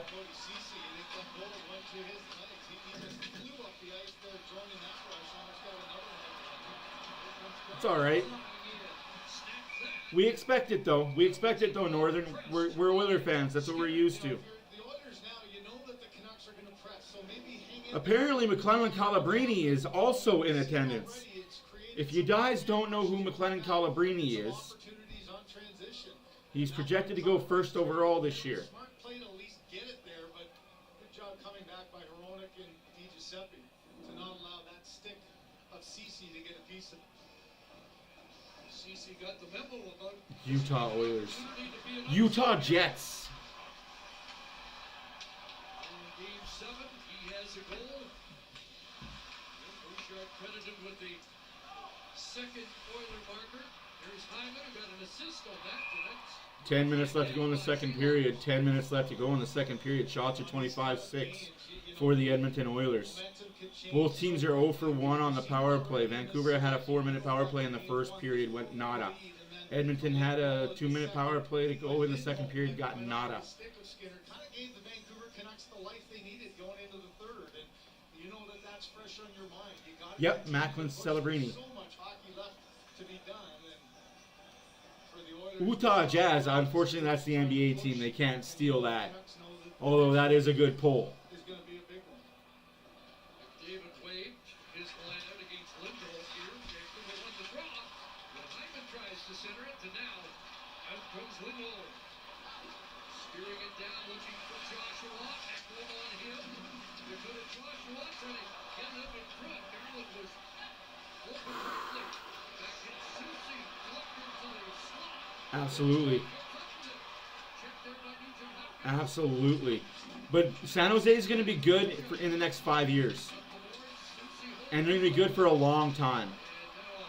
Collision Hyman looked like he's got a high stick from his teammate there. Susie trying to work it through. And out comes McDavid. Over the line, Nugent Hopkins dropping it from Bouchard! walking in. And a rebound. Oh, I thought that was a goal. I thought that was tapped in, but just under the stick of that forward player.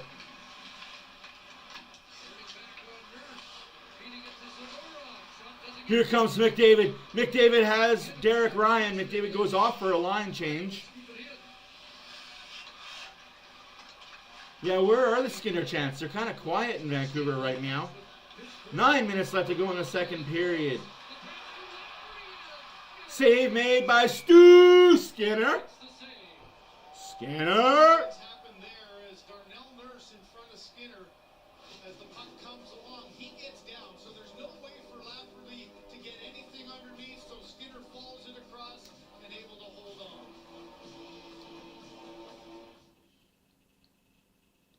Utah medal. I wouldn't be upset by that. One for the team I'm invested in. One for insurance. The Utah Choir Boys.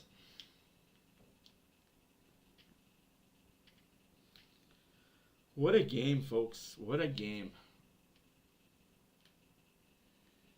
They're still giving credit to Bouchard for the goal, but I'm pretty sure Hyman tipped it.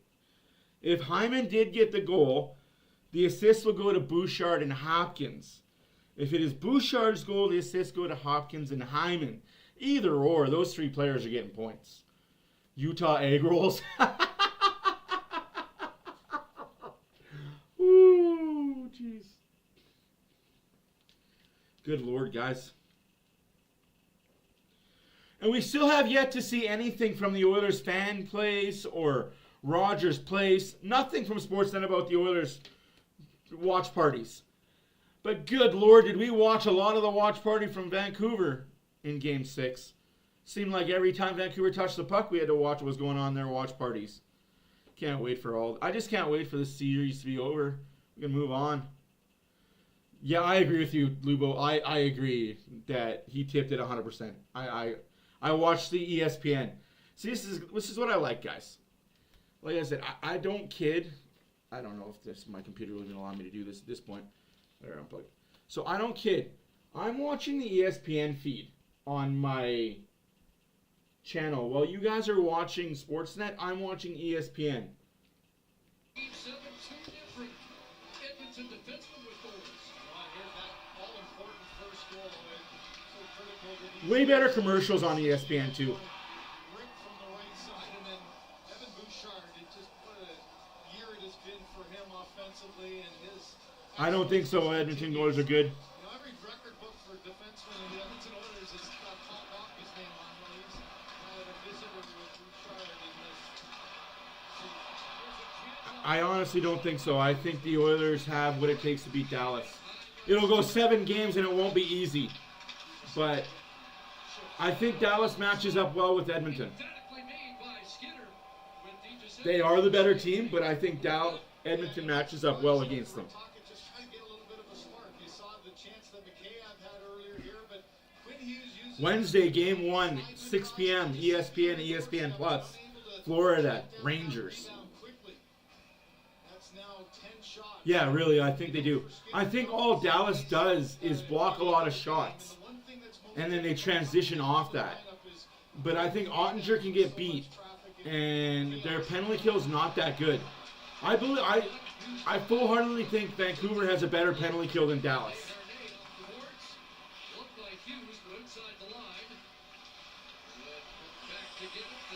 I take Skinner over Ottinger, especially right now with the new refreshed mind frame of Skinner.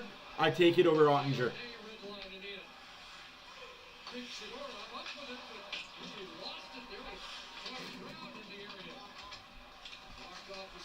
Like, I'm not going in and saying Dallas is going to be an easy opponent and the Oilers are going to go in there and win 4 or 5.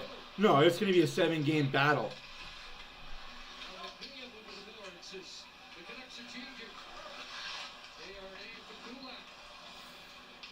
Maybe in the regular season.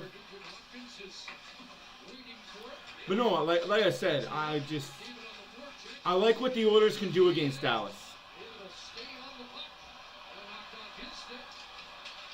Absolutely, Farm Girl. Feed the point.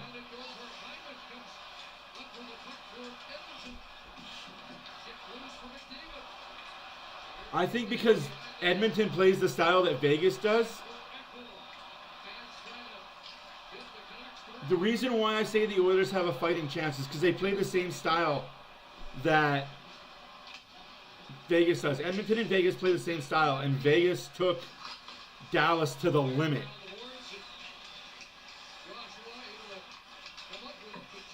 Know your limit, stay within it. 7 minutes left to go in the second period. 7 minutos left in the second period. 2-0 Edmonton. Shots are 26-10 now for the Edmonton Oilers.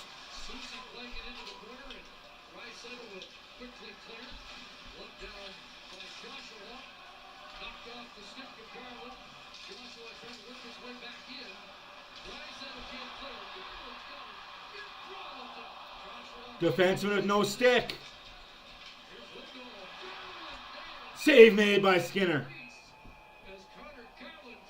Renegade, I don't care if he's the #1 goalie for Team USA.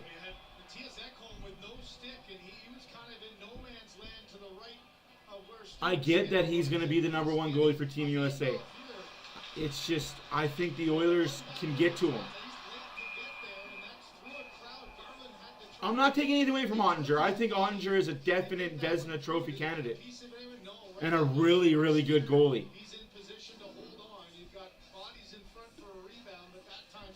I just think that Stu could out-battle him. In a 7-game series, Stu could out-battle him. In a full 82-game season, no.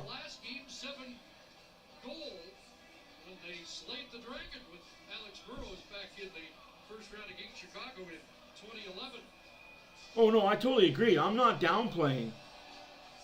Stu is from Canada. Honestly, I'm not taking anything away from Dallas or Ottinger. I just think the Oilers have a better built team.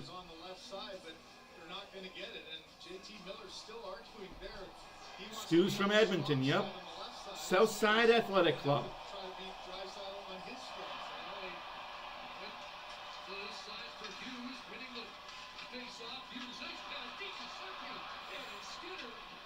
Either way, man, that series is going to be a slobber knocker.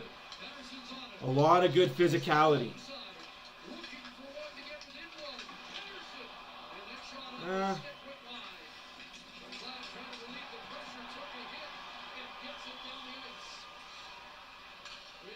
Is that Pedersen making hits like that? Because if that is, that's perfect for the Oilers. That's exactly what the Oilers need him to do. If he's focused on hitting and not scoring, the Oilers win. The Oilers are in his head. That's a penalty. That's a trip. A trip's a trip, a trip. Power play for the Oilers.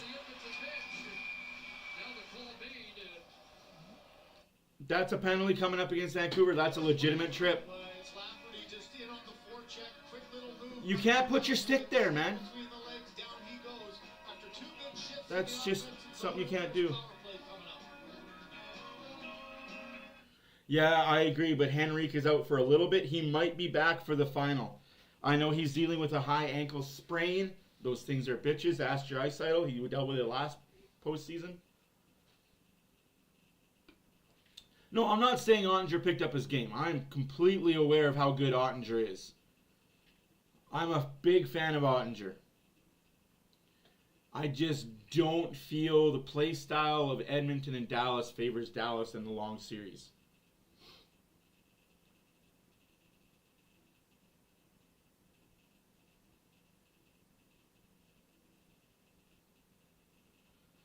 Let's be honest, guys.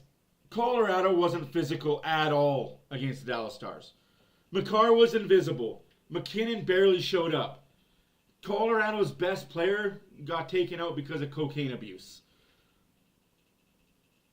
The Oilers don't have that problem. Don't say that, Rio. Don't say that. It's bad news bears. Could it be because Dallas was way better than Colorado? Absolutely.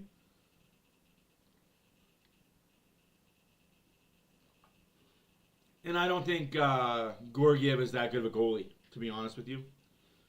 I think he's a very overrated goalie that thrives in the style. Yes, Charles, they do look incredible. They look really good. I'm not going to jinx myself or jinx the Oilers. For now, they look like the better team.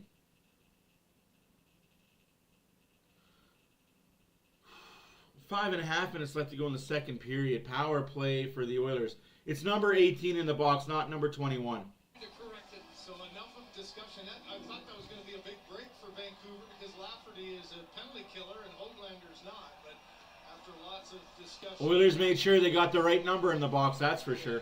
End result is the right guy. Anyways, guys, my name is Matt for Oilers Fan Reaction. Great talk for Oilers fans. Don't forget to push the like button, leave a comment. Yeah, I agree with that. I agree with that, Renegade. I agree with that for sure. I honestly think trading Byram hurt the Avalanche a lot. Letting go of Byram was a huge mistake by the Colorado Avalanche. They did not score their first power play. 3 shots for Draisaitl, 2 from Hyman. McDavid and Bouchard also, and that great glove save by Shelovs. With some help from Ian Cole. McDavid flies in, spun it to the far side for Draisaitl. Oilers have the power play. Bouchard gives it to Draisaitl. Draisaitl back down low to Hopkins. Hopkins has it. Hopkins gives it to Bouchard. Bouchard gives it to McDavid. McDavid with room.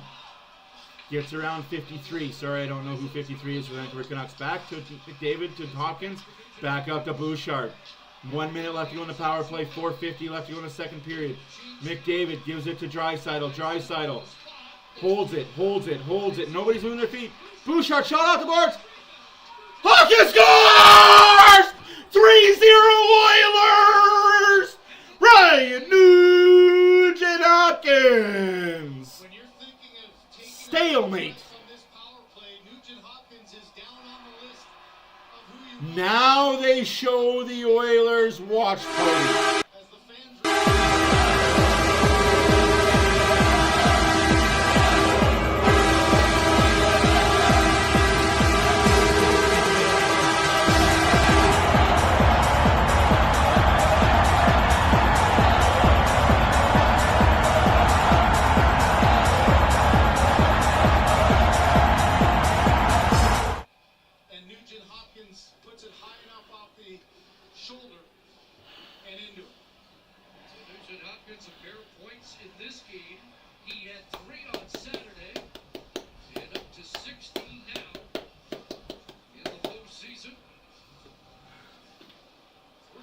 Hopkins with the goal, is 4th of the playoffs, assisted by Bouchard and Draisaitl.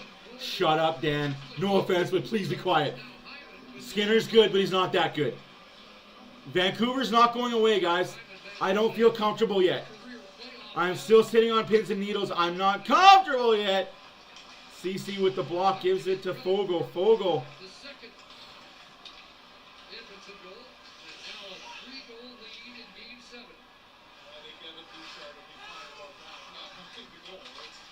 No, this is surprising to me, Lubo. I thought Vancouver would definitely play better for Besser. Hearing all the stories about Brock Besser and what he's gone through in his life, man, the guy's amazing. Like, personal-wise, personality-wise, as a human being, one of a kind.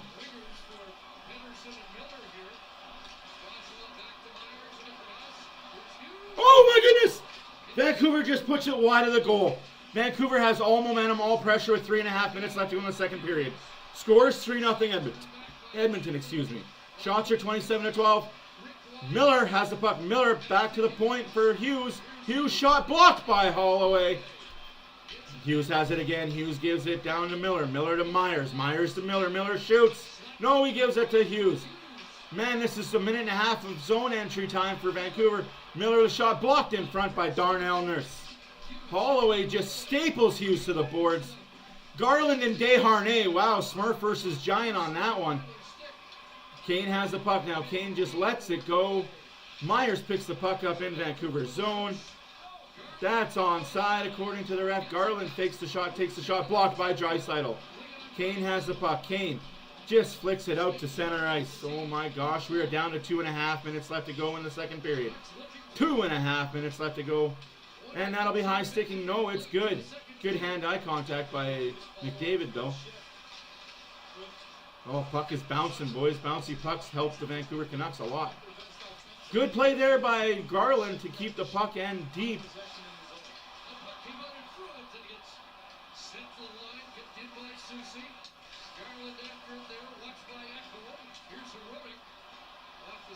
And that's out of play. No? Okay. Looked like it hit the netting. You can even see the netting move. Big block there again by Hopkins. Oilers are sacrificing themselves. 2 minutes left to go in the second period. Vancouver with all the pressure in the world right now. Oilers cannot sit back and rest on their laurels.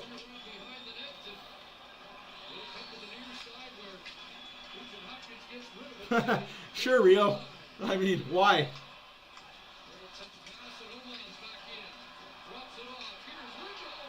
Lindholm fans on it. Here comes Fogle. Sorry, Keurig. 3-7, 3-9 look the same from this far away. Big hit by Keurig on, looks like Miller. Miller's down, laying. Nope, that's Zadorov laying on the puck. I seen a 9, didn't see the 1. Wow. Big hit there by Oman. Nice hit. Perfect play by Oman. Absolutely. 2-on-1 in the corner. Oilers just beating up on Ian Cole back there. Feel bad for the kid. 1 minute left to go in the second period. 1 minute left to go in the second period. Scores 3-0 Edmonton. Shots are 27-12 for the Oilers. Big hit there by Lindholm. Former Calgary Flame. Didn't do much of that in Calgary. But go to Vancouver. Talk it makes you play that physical style game. Brown being leaning on Quinn Hughes makes him give the puck away. Puck deep in the Oilers zone now. Desharnais picks it up behind the Oilers net. Uses the outlet. That's touch. No icing. We got 30 seconds left to go in the period. Shots are 27-12 for the Oilers. Still the score 3-0. I agree, Rio. So let's just have 0-0 going into quadruple overtime. Longest game tied 0-0 in NHL history. No call, no call, no call. Good no call. Good no call by the ref there. That was 2 people battling for a puck. And that's the second period, folks. Oilers dominate that period. They have dominated the game so far. That was a fast period. They're beating up on their own player. Oh, jeez. Wow, guys. Wow. Game 7s. I am scared to go on social media right now. Very, very scared to go on social media right now.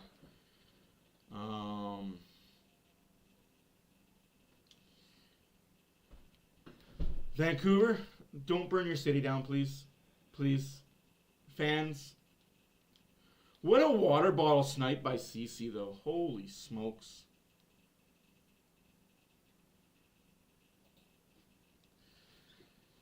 Oh. So, what is Sportsnet going to talk about now? I'm sure it's going to be all about Vancouver again. Oh.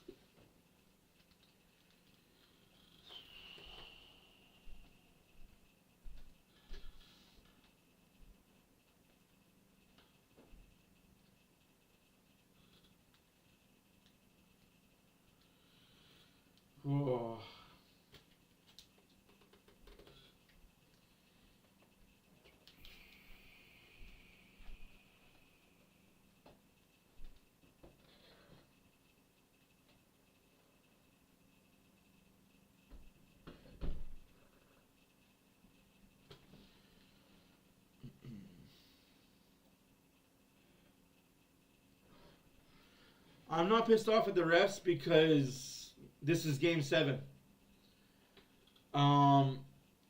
Game 7, you don't call anything unless it's blatant. That high stick that, what's his nuts, McLeod gave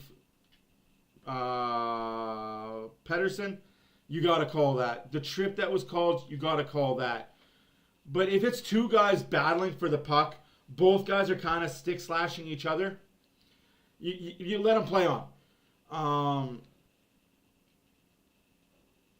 I'd much rather see refs let them play on all game. I hate the ticky-tack bullshit calls that refs give.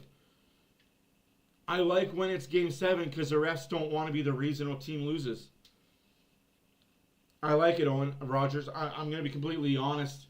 I'd rather refs let teams play and let them dictate and decide the game themselves than have dumb calls called. It was triple overtime, 1997. I was in grade, I want to say 8 at the time. I was in grade 8. It was 1:30 a.m. My dad let me stay up late. He usually didn't let me stay up late to watch hockey, but we thought it was significant this game. Game 7. My dad let me stay up late. We were watching it in the living room. Everybody else was asleep. My little brother was asleep. My sister was asleep. My mom was asleep. My dad and I were watching in the living room. Our fireplace was on behind us. Cujo makes that amazing, amazing save with his blocker. Face off, goes down the other way. Todd Marchant undresses Turco. Oilers score. Oilers win. My dad and I jumped, high-fived, and hugged each other so much. I honestly believe that was the first time and probably one of the last times that my dad and I actually celebrated and hugged each other like that. Like, it's not to say that my dad and I don't love each other. Obviously, we just don't show that emotion towards each other. My dad calls me semi-regular just to talk about sports. We don't talk about our feelings. But that night, that memory will be in my core bank, my short-term, my long-term memory forever. Game 7, Dallas, Edmonton. I went to school the next day, and that's all everybody was talking about. I agree, Renegade. I totally agree with you. You give this kid a year or two, and he'll be dominating the league. It's not a surprise, though. If you guys watched him in the juniors for Latvia, and if you guys watched him at the Worlds for Latvia, you would understand why this goalie is a really good goalie. Why not us, right, Northern? Why not us? Why not the Oilers this year?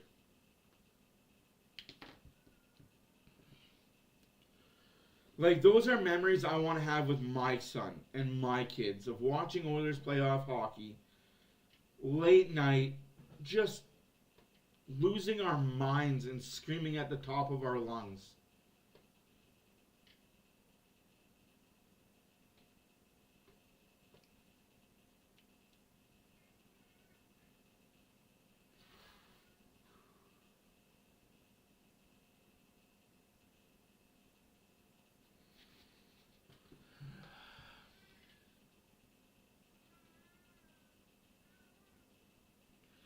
Hyman has now been credited the goal, assisted by Bouchard and Hopkins. Lubo, you're a smart man. Don't ever forget that. Ryan Nugent-Hopkins on the power play from Bouchard and Draisaitl at 15:22 of the second period.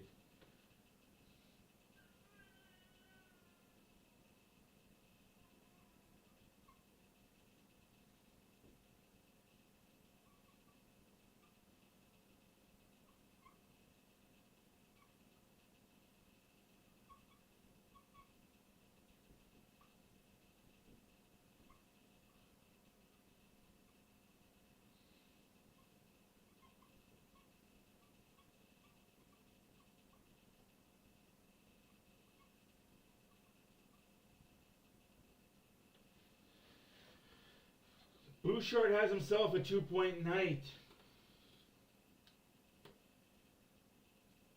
Hawkins has himself a 2-point night.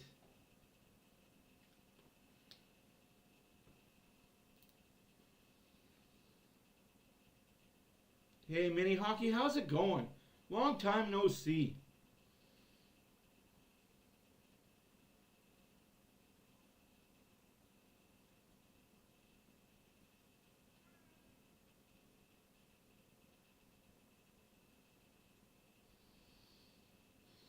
Fair point, Lubo. But you could go the same way too for the Oilers if they were all 100% healthy and didn't let it up. So let's go back to game one. I'm not trying to fight with anybody.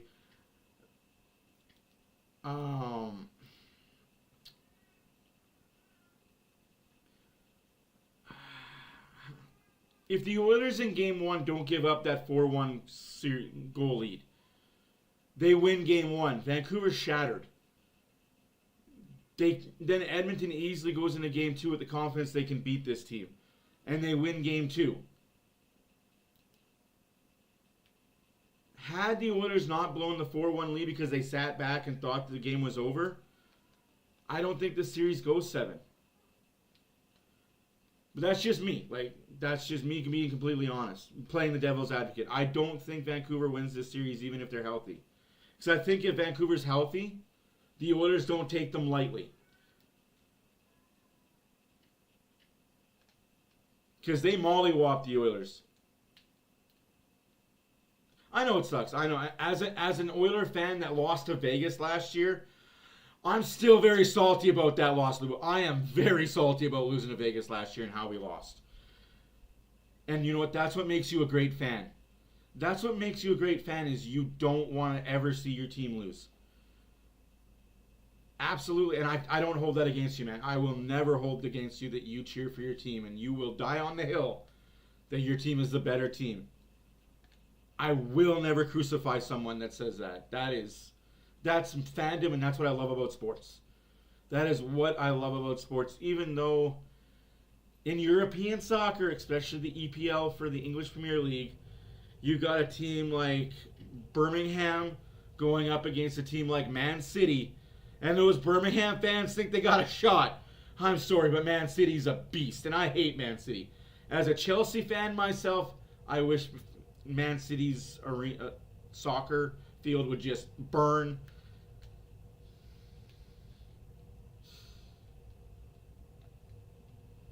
You're right, Dawson. We love that about you.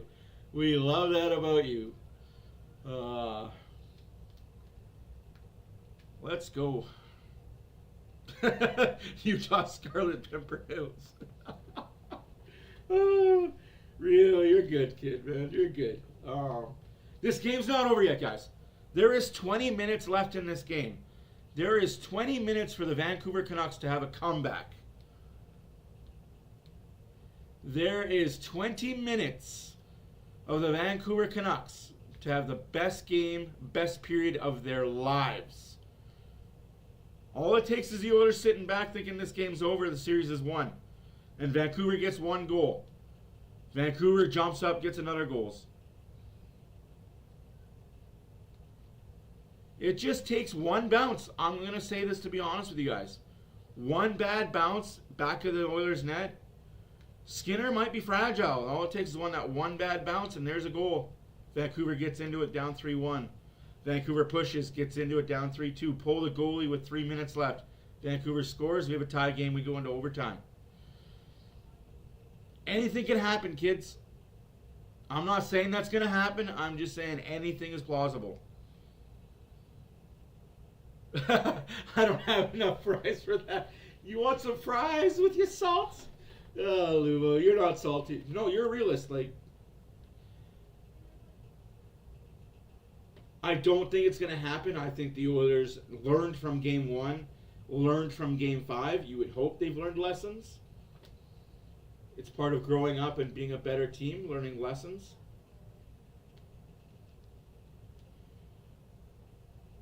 I just hope Vancouver is here again next year. I full-heartedly hope Vancouver is back to the playoffs next year and is the same team they had this year. That is my hope. My fear for Vancouver is they have a fallback year. They don't hit career highs. They don't have career points. They aren't this juggernaut team they were in the regular season.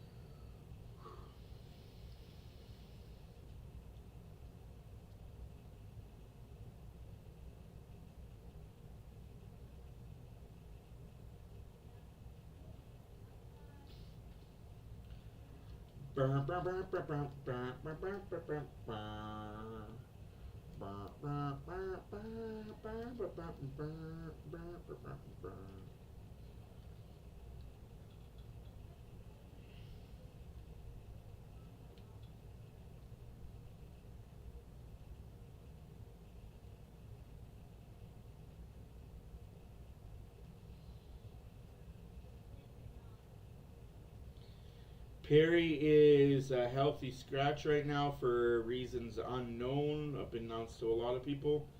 But Perry's a healthy scratch because the line that Knobloch wants him to play on can't play Corey Perry style hockey. No offense to Holloway and Fogle, they just don't play the muck it up, get dirty type of hockey. They don't.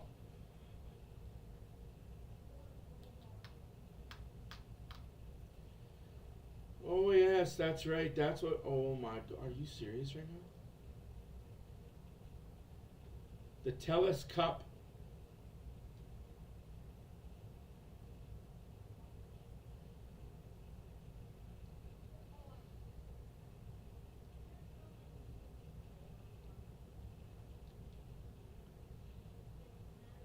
The Collingwood Blues beat the Mustangs.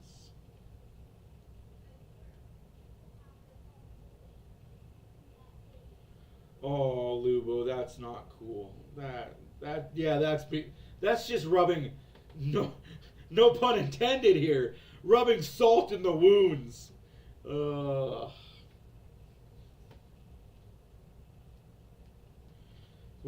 Vancouver does have 5 comeback wins in this postseason, tied for most in the NHL. Boy. The Canucks have to get the next goal. They have to work for the next goal. They got to believe they can get the next goal and give themselves an opportunity in the third period. Well, you got handed a 4-minute power play to start the game. You didn't do much with that. So you're not getting, no one's handing you out any calls. You got to go and work and draw some penalties, get some momentum going. But they got to put weight. Absolutely, Renegade. It'll take a lot of miscommunication. Power plays, bad bounces, call it what you want to call it. It'll take a lot for Vancouver to come back in this game. Absolutely. We are going to find out. We've seen some 3-goal comebacks in the third period this postseason. Third from Vancouver. This has been the Discover second intermission review.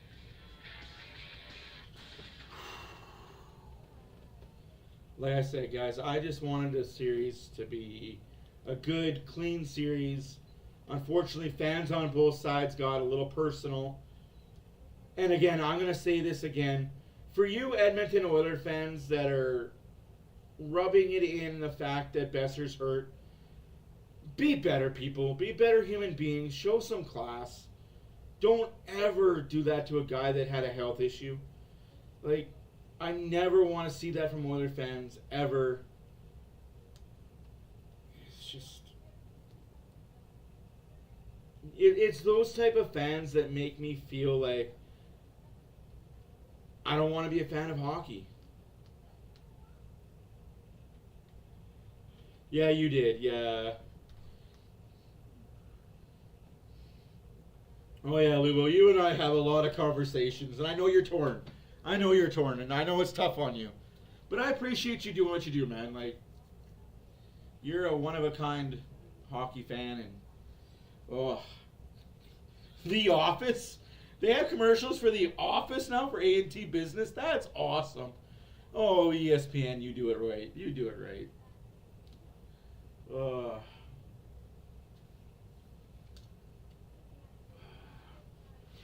So I'm going to be switching the sides. I'm going to put the Western Conference on this side now and the Eastern Conference on this side, just so that we can see Dallas, Edmonton more clearly.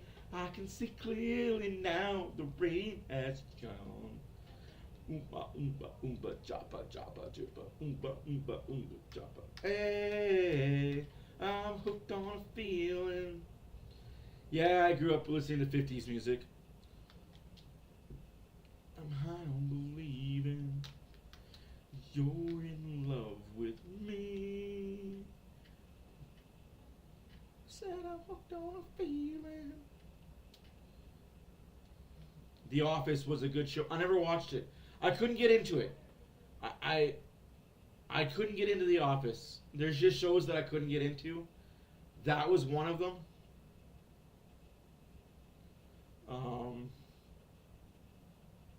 Never got into Big Bang Theory. Couldn't get into The Office. Parks and Rec, another one I couldn't get into.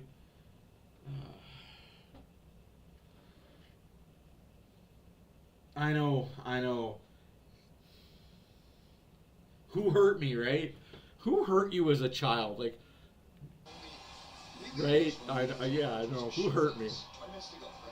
Anyways, guys, scores 3-0 going into the third period. Pocket does not look happy at all. You got 20 minutes. No tomorrows. Epic is the one they had in Nashville in Game 4 of the opening round. That's what you have memories of, right? As a team, you can't come in here and just put yourself out here. It's the third period where you have to be desperate. You have to get everything you can in towards the net. Yeah, I heard they had a better version in Britain. Jarvis, right? Or Gervais was the creator and actor in it. Oh my goodness. Vancouver right off the hop. He shoots. Just wide. Good tip in front. Come on, Oilers. Don't. Oh, no!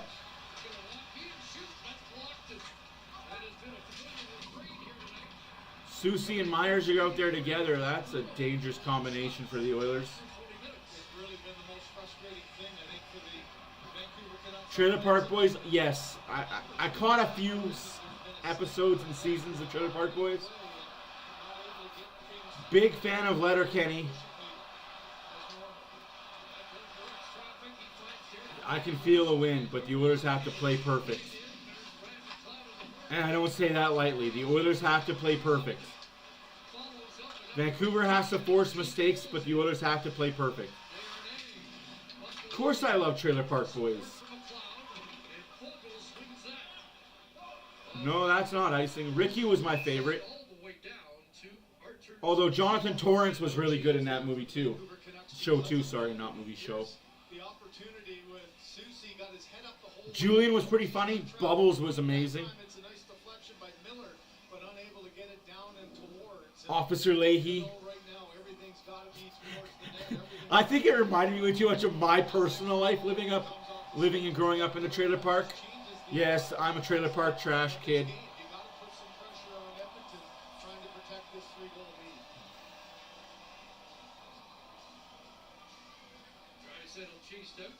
Oh my God, Rio. You're such a savage, kid. You're a savage. Oh.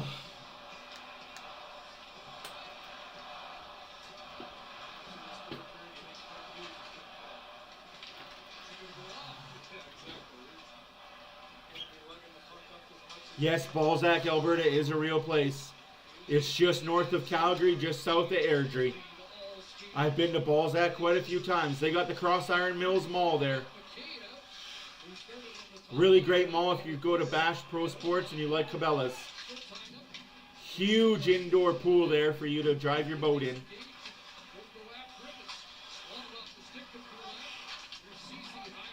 I've been told there's actual fish inside that pond. Whoa, what a bounce. Oh my goodness. Oilers might not.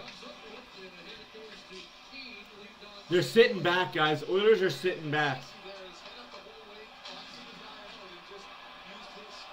Well, you know where you could put your Balzac inside a dildo. Go to Dildo, Newfoundland. It's not quite as big as Bigger Saskatchewan, but...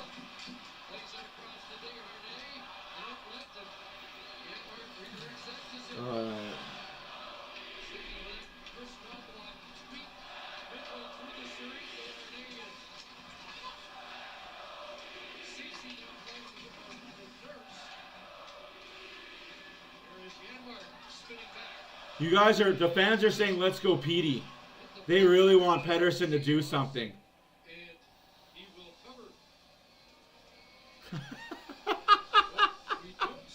No, they just need a 5,000 seat arena. Just a 5,001. Arizona, it was good enough for Arizona. It's good enough for Balzac.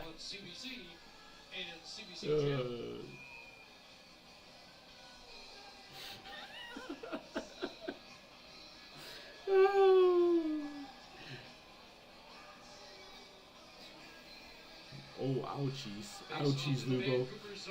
I'm sorry. I'm here for entertainment value, Chemo. All the small town names with really obscure names in Canada.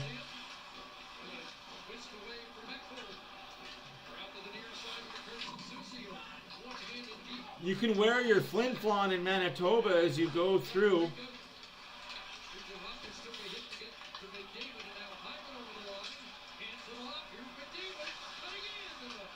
Oh, 16 and a half minutes left in the third period.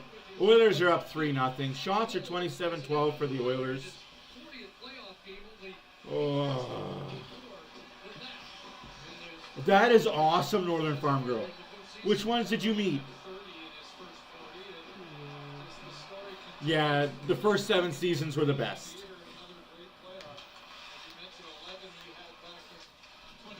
After that, it just got repetitive. Like every other good series, right? I think you're good for 7 seasons, and after that, you just kind of got to let it go away. 3-2 can still happen. You're right. That's the fear.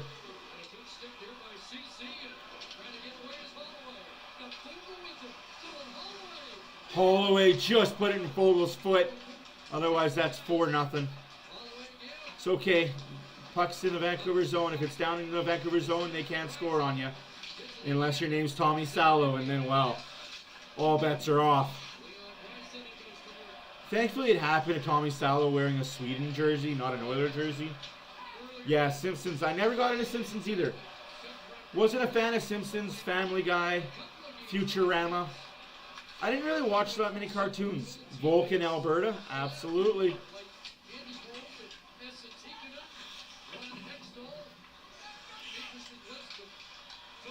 My hometown, Nipawin. The Nips. Where are you from there, bud? I'm from the Nips. Just outside of Saskatoon. On the Carrot River Reserve. Yes, there is a small town in Saskatchewan called Carrot River. More you know.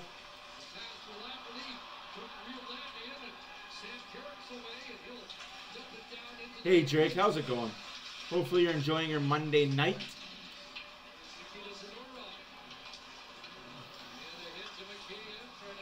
Yep. Put the egg inside the sausage. What do you got? We'll put the sausage inside the egg. Should say. Other way around, right? I've been to both. I've been to Vegreville and I've been to Mundare. That's a penalty coming up against Connor Brown. 2 minutes for puck over glass. That's the break Vancouver needs. Turtleford, Saskatchewan. I know where Turtleford is, my friend. My grandma has a cabin in Turtleford at Turtle Lake. I've been to Turtleford many a times. That was where our vacations happened every summer. I spent 2 weeks of my summer in Turtle Lake, Saskatchewan. Metal Militia, man. Metal Man, do I know you? Do I know you somehow, some way? We've crossed paths. If you're from that area, you and I have crossed paths.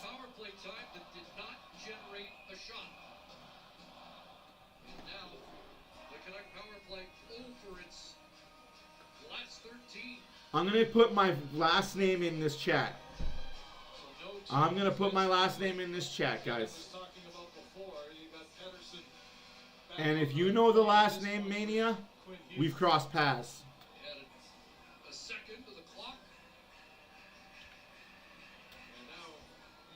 Truro, Nova Scotia, another good one.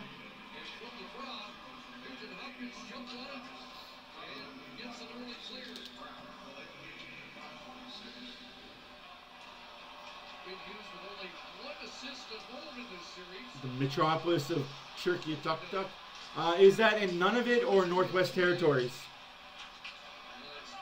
13:50 left to go in the game. 3-0 Edmonton. Shots are 27-12 for the Oilers.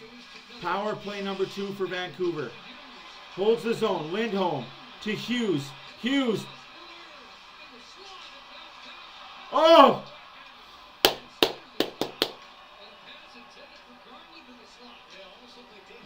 Fair enough, fair enough. I feel you though, I feel you though.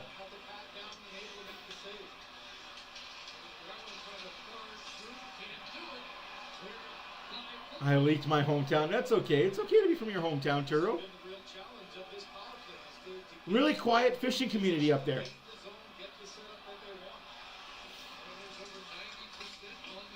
I love this great country we call Canada. I don't... no! Better sticks, Oilers. Better sticks. Oh, my stars. Vancouver has 41 seconds left to go on the power play. 12:50 left to go in the third period.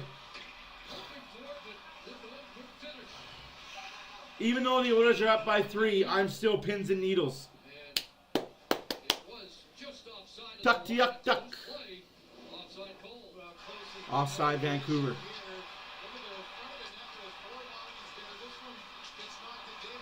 I agree. I agree. Either way, goal or no goal, this wakes up the Oilers. I won't be happy unless we're up by 3 with like a minute left.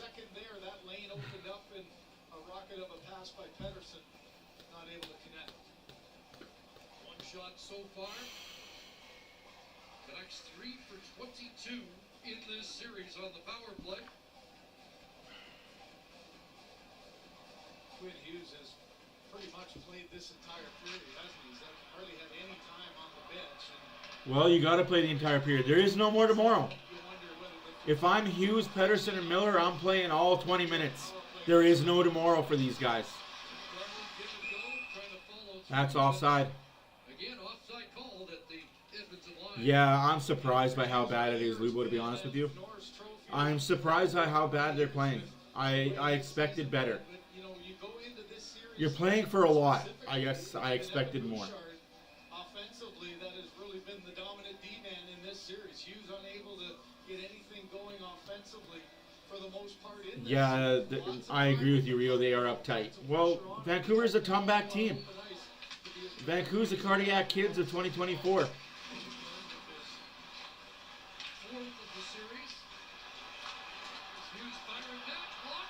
Oh, what a save by Stu. Stu's on point right now.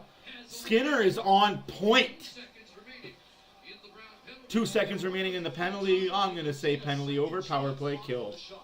Deflections have been going wide. There it is, right in the slot. Suter gets the quick shot, and you can see that's a positional save there for Skinner. He's in good spot. He's down in his butterfly, and he has the glove right there, and Suter put it right in. That's awesome. No, Farm Girl, it's awesome. Dildo.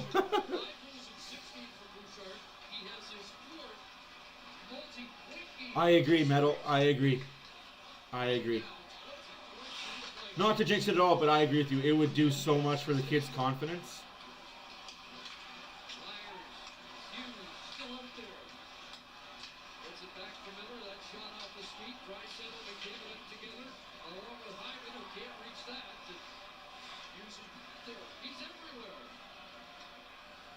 A minute, 11 and a half minutes. Sorry, I almost jinxed myself. 11 and a half minutes left to go in the third period. Oilers 3, Vancouver nothing. Shots are 28-14 for Vancouver, who's 0 for 2 with a 4-minute power play to boot. Oilers are 1 for 2.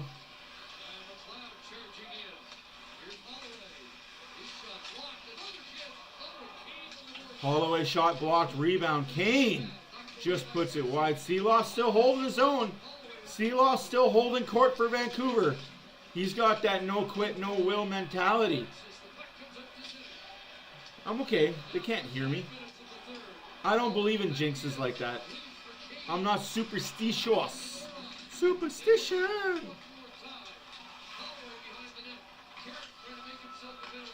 Desharnais gives it to Nurse. Nurse looking for a tip in front. No stick there. We're down to 10.5. Just right out the clock, Oiler fans. Right out the clock. And that's a puck over glass. Garland in the way of Joshua. Joshua's not beaking too much tonight, boys. That big old 81 ain't beaking no more. I'm noticing that the Vancouver Canuck players aren't beaking like they were in Game 4. No beacon in Game 4. They were beaking in Game 5 as well.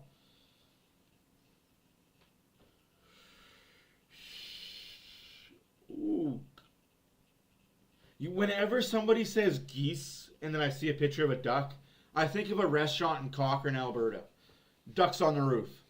Very good restaurant in Cochrane.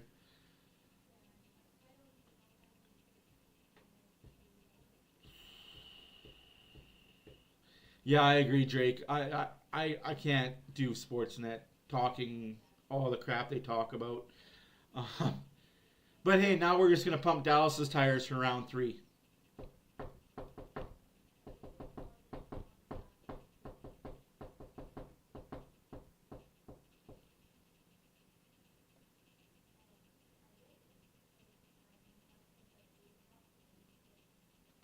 That's fine. No, that's a fair assessment. That's fair for you to say. I won't jump down your throat for that. Thank you for the comment, though, Rod.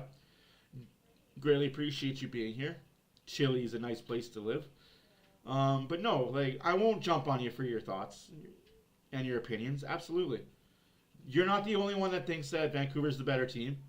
But it's like I say, sometimes the better team doesn't always win, right?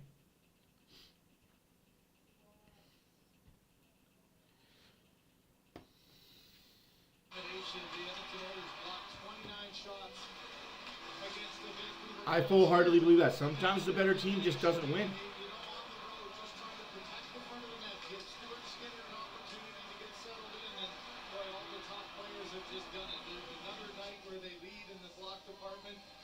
Shots 15-8 for blocked for the Oilers.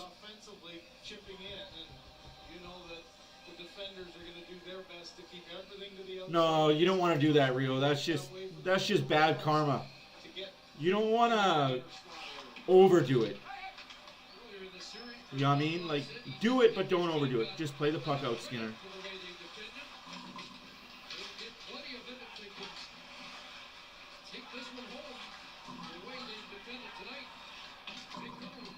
Ten minutes remaining in the third period. 10 minutes remaining in the third period. Vancouver has the puck deep in the Oilers zone. Lindholm, individual effort in front of that. Poked away by Stu Skinner. Man, there's a lot of stick checking involved in this, but I'm okay with it. Let them play. Let them play. Garland, Lindholm, and looks like Joshua.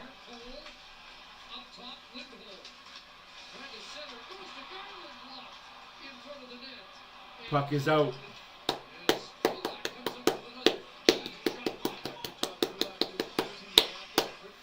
I agree. It's time to shoot pucks. Just shoot. All angles from everywhere. You're running out of time. You need a goal every 2.5 minutes.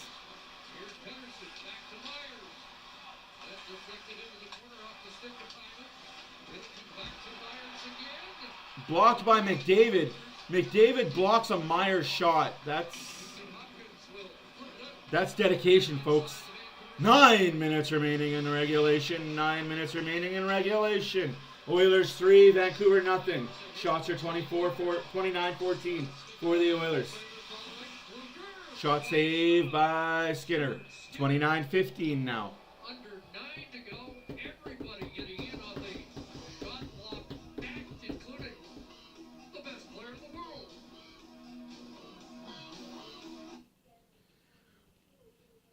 She's on the better range. What do you mean what's going on with McDavid tonight? He doesn't have a point. This is good for the Oilers. When McDavid doesn't get on the score sheet and they still win, that's great for the Oilers. He's also battling a very nagging, severe injury, but star players got to play.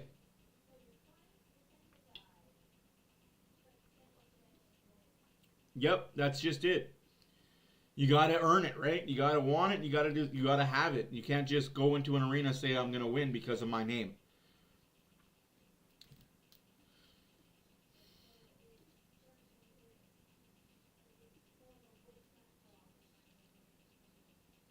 Look at the Dallas Cowboys year after year. We're the Dallas motherfreaking Cowboys. We're just going to come into your stadium and on your football field and win a playoff game. No, it doesn't work that way. There's 25 guys on the other team that will stop you from doing that. You need 25 guys on your team all pulling the same rope.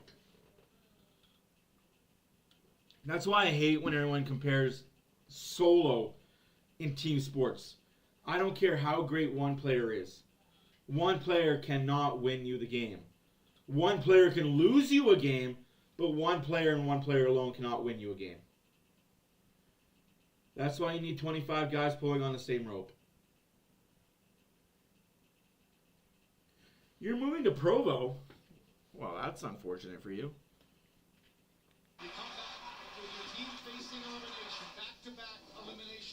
Not even the people in Provo want to live in Provo.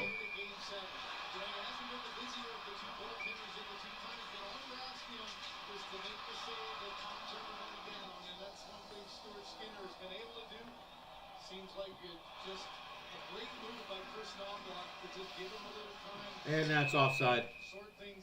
8:50 left to go in the game. Offside, Edmonton. That got him settled into this series, and now in Game 7, Skinner having a move to Salt Lake. You'll have a team there to cheer for. The Salt Lake Coyotes. And we talked about that, even putting him in for Game 6, the elimination. It's not about the analytics at that point, because Calvin Pickett's numbers were better, but he's your guy. He's the guy that had 59 games in the regular season, still being number one and has been all year. And you put it back on his shoulders, and he's done a nice job with handling it. Saw it coming. McLeod giveaway. Canuck goal.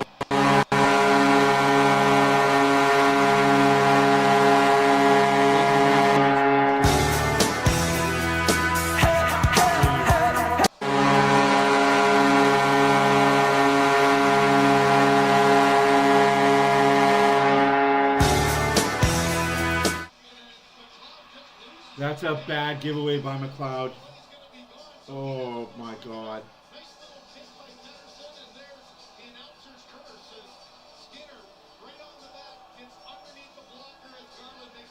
McLeod. It's okay, boys. Shake it off. Don't let it seep. Garland gets his unassisted goal because McLeod can't clear the puck out. Don't give them that mighty mo, Oilers. Get the momentum back. And icing Edmonton.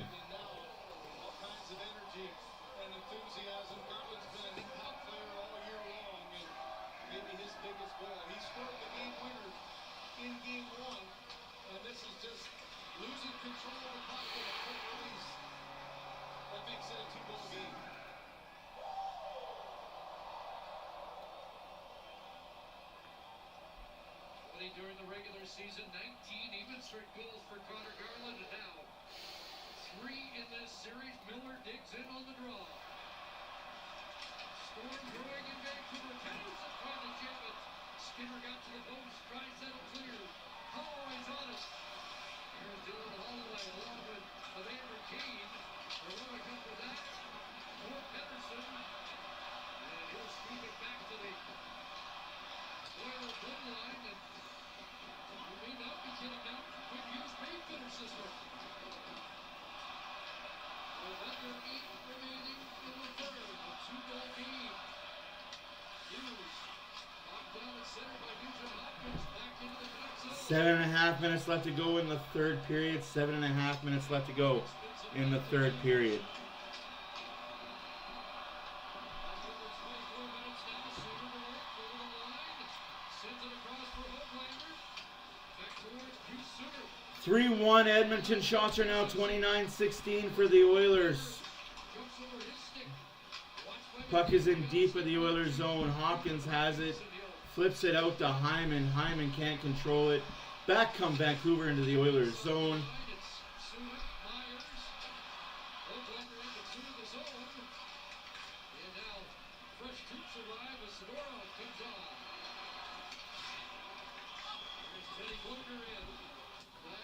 Oh, my heart can't take it.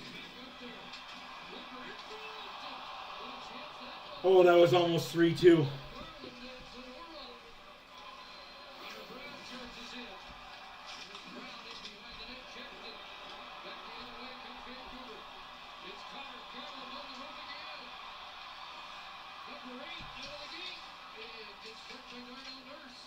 Six and a half minutes left to go in regulation.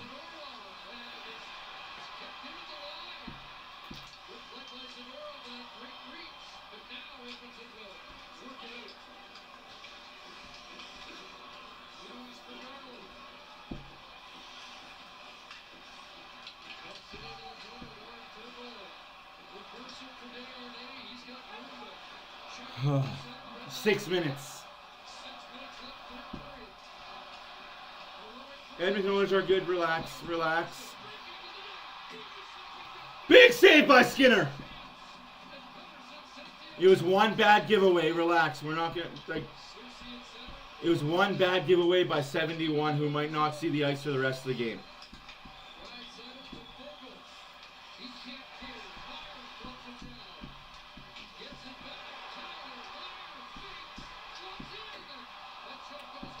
Five minutes left to go in regulation. 5 minutes left to go in regulation. I feel great about it. I feel good about it. I'm not putting that negativity into the world. I'm feeling good about it. Oilers did their job for 2 periods. For 2.5 periods, they did their job. One bad giveaway.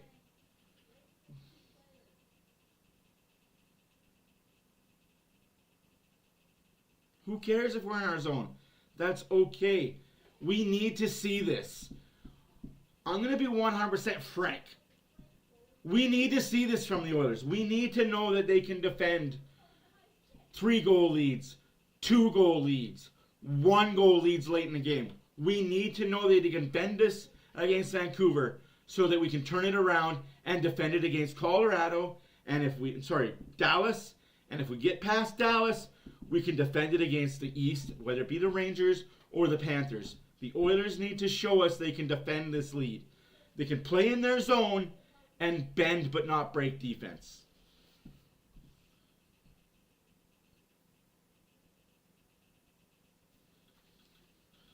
Hughes is going to play the rest of the game. Like, put it all out there.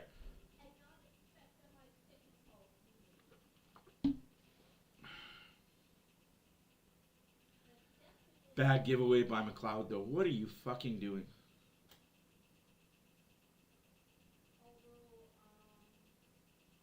I get that. I get that, man. I understand. Trust me, I understand what you're saying. I just have the confidence in this team and this goalie. He's figured his shit out. I just figured. I just have so much faith in Stuart Skinner that he's figured his shit out mentally. Those 2 days that he got off, those 2 games that he took off where he didn't have to focus on anything except for sitting on the bench, helped him out immensely. Hockey's 95% mental, 5% physical, 1% luck.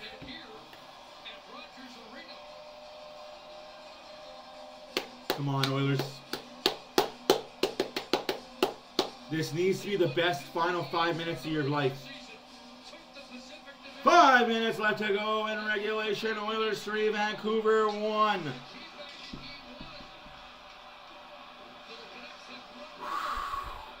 Shots are 29-16 for the Oilers.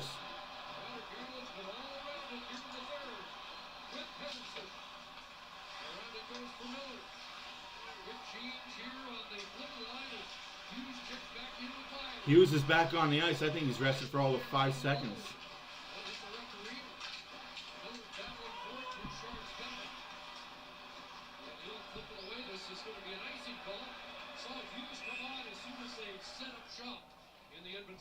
Yeah, you don't want to waste a whole lot of energy having to defend. As soon as it gets past center ice, you don't use 4.5 left to go. offensively. Lots of talk here off of this draw. Owen Wilson wearing a Vancouver Canucks jersey. Interesting. Rick Tocchet not thinking about taking the goaltender out just yet. Is it because he's friends with Ryan Reynolds? And he wants to be in the next Deadpool movie?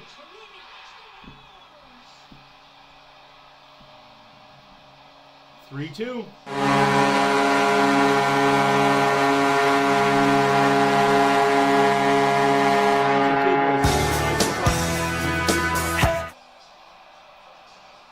Hold on, boys. I told you guys, Vancouver's not going anywhere. It's up to the Oilers to play perfect, and they weren't.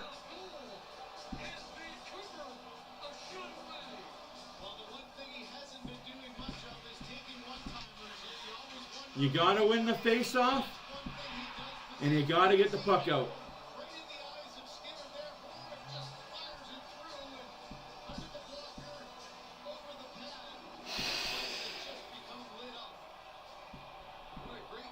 Let's go, boys. Close it out now.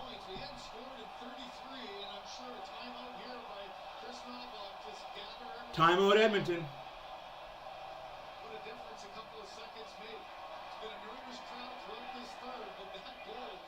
That's not on Skinner, Bob. That's on the Oilers' ineptitude to win a face-off. That's on Bouchard icing the puck when he didn't have to. Nice little chip off the glass to the forward.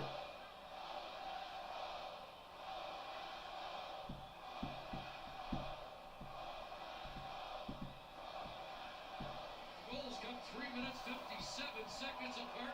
Heroic from Hughes and Lindholm and buckle up. 4:36 remaining in regulation time. Now for the Oilers, you've got 2 shots on goal this period. You've got to be in that mindset of spend some time in the offensive zone and not trying to get kind of this game last forward and out. It's a nice call against Vancouver as the pass didn't hit a stick and a face-off back in the Canucks zone. Absolutely he is. He's telling him, we don't want to go to overtime. Get your shit together, get one more goal. Let's put this game to bed.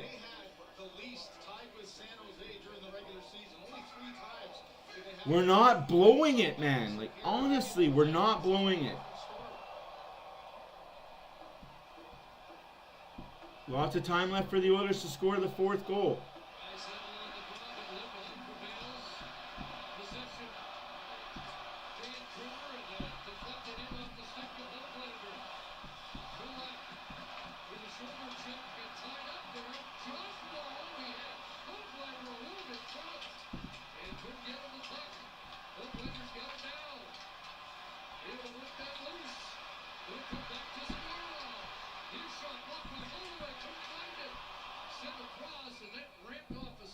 It's a lot of empty seats for Game 7 in Vancouver. People thought it was over, they left. No, it's okay to be stressed. It's okay to be stressed. I get it. I look calm on the surface, but I'm treading water beneath. Trust me, I'm stressed.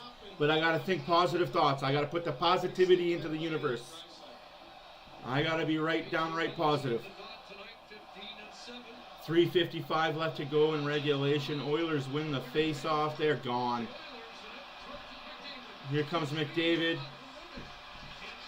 You got to believe Vancouver's going to take one more stupid penalty.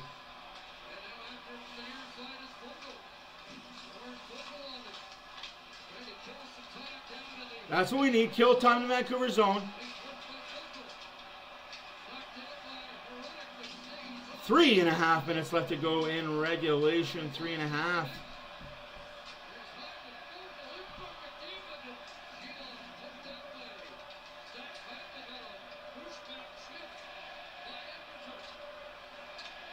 Three minutes left to go in regulation. Hyman's 1-on-3 in the Vancouver zone behind the net.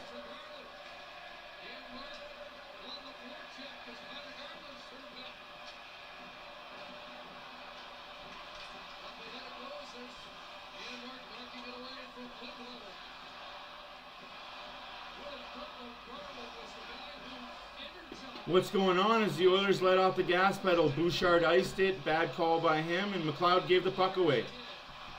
Just bad giveaways and bad decisions. You've got to know Vancouver had that push. You had to know if you're the Edmonton Oilers that push was coming. Bad giveaway by McLeod and bad ice by Bouchard, and we got a 3-2 hockey game. Still 3-2 Oilers. Shots are 29-17 for the Oilers. Third period. Vancouver loses the puck at center ice to Draisaitl. He'll just flip it down the ice. Because the longer the puck is in this end of the ice, the less chance the Vancouver Canucks have to score the goal. Let's just play possum with it, Oilers. 2 minutes remaining in regulation. 2 minutes remaining in regulation. Hughes has played the entire third period. Seeloss is on the bench. 1.5 minutes to go in regulation. 1.5 minutes to go in regulation.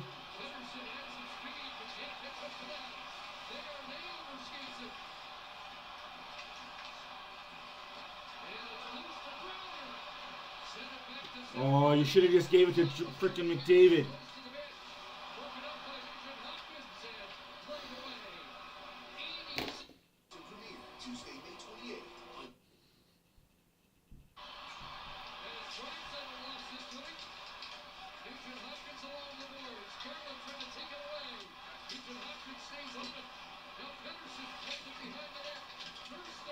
One minute remaining in regulation. 1 minute remaining in regulation.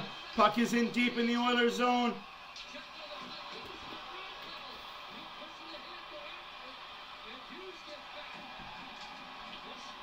.43 seconds left to go.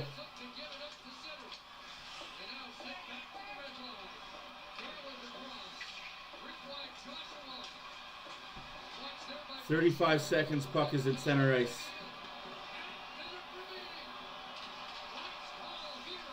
20 seconds.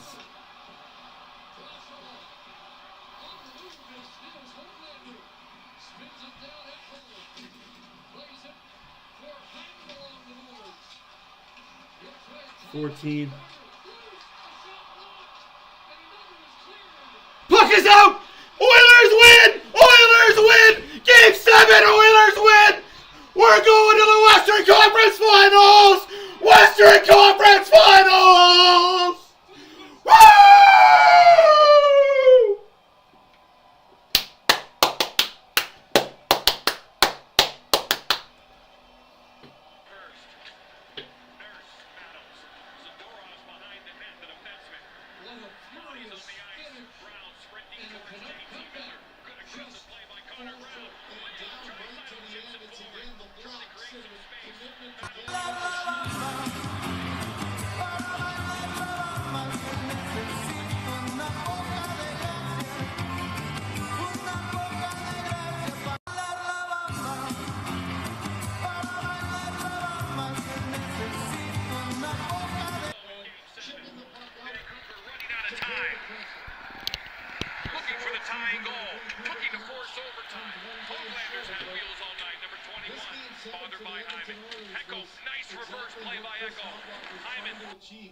Softy trying to kill time in the corner. He'll paste it there as long as he can. Shot, block, shot! Janmark saved the day! Hyman. 5 seconds left. Hronik's got to hurry. Deflected the corner, and the Edmonton Oilers are going.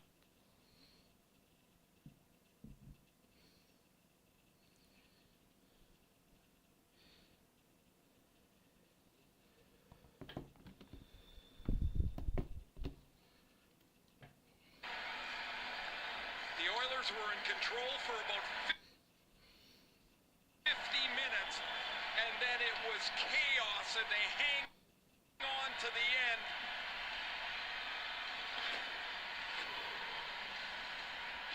The last play, JT Miller is wide open, and this shot is blocked in front of the net. It doesn't get to Stu Skinner. And the Oilers will move on to face the Dallas Stars. Oilers win. 3-2. Vancouver didn't give up. Didn't give up. That is a team.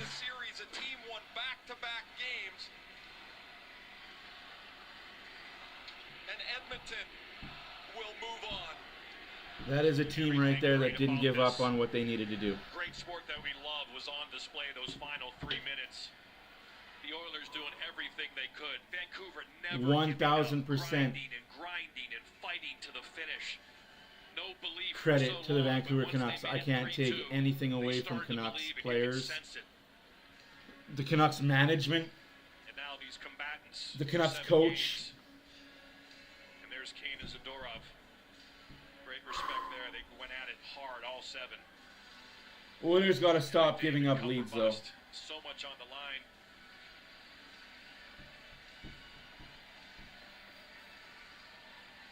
For him, and he leads his team now to Dallas. Again, the last time they got this far, swept Yes, away by I the agree. They Avalanche. are even harder, but that just means the Oilers got to try harder. Well, Dallas is The Oilers can't give up leads. Hintz is making progress. They're mostly healthy. They're deep. This will be quite a challenge for the Oilers. That's for another day to think about it. And I got to tell you, though, Booch, if you're in this line and you're going the wrong way, that is about the longest line you can be in. You can't believe it's all over. But for the guys in the white jerseys, it's vindication. It's excitement. Vancouver had me scared, guys. On their way to the I know I looked all calm, cool, and collective, but Eastern Conference final on Wednesday. Cup or bust. He did it. They move on. Our final score from Vancouver. Edmonton 3, Vancouver 2. So long, everyone. Sports Center begins now. he did say cup or bust. Uchi Ray, thank you very much. Yeah, welcome to Sports Center. I'm Brian Custer along with John Anderson. People in Edmonton are like, some tense moments there. Listen, Yes, guys, that was the TNT broadcast. I thought I'd give you that little clip of the TNT ending because they were almost 2.5 minutes late. Oilers win. Wow. They don't make it easiest on us. They don't make it easy on us fans, and I don't wanna be that guy. I've always said, lose with humility, win with grace. I'm gonna win with grace. Vancouver, they gave it their all for the third period. That's all they needed to do. Oilers let up off the gas. I don't like that trend that the Oilers are doing, letting up. But yeah, Seeloff, man. If Vancouver can keep him, he's going to be a goalie for them. Now on to Dallas, where we're not going to have so much hate and hatred in Canada for one team. Or two fan bases in Canada aren't going to go next to next with each other. I'm not a big believer in Canada's team. The Oilers aren't Canada's team.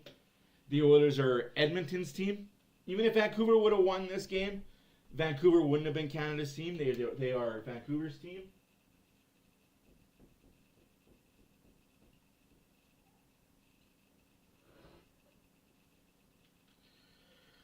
Oh. I'm sitting on pins and needles, guys, still. I'm still, like, living off this high. Like I said,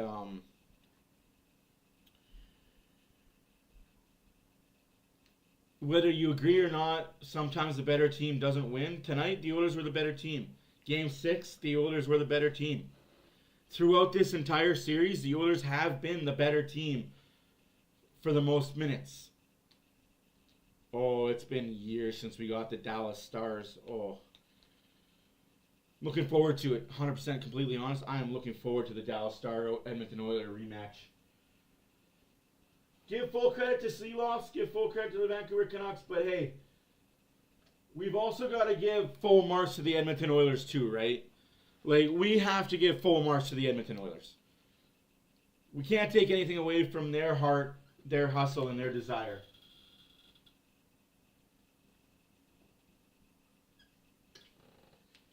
Oilers win in 7.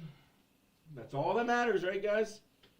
Doesn't matter. They don't ask how. They just ask how many.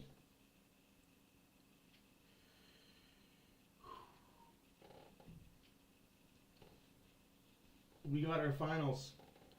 East, Florida, Rangers. Game is on Wednesday. West, Dallas, Edmonton.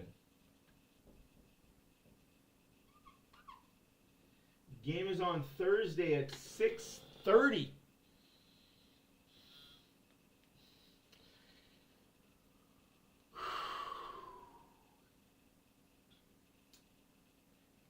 It's all good, guys.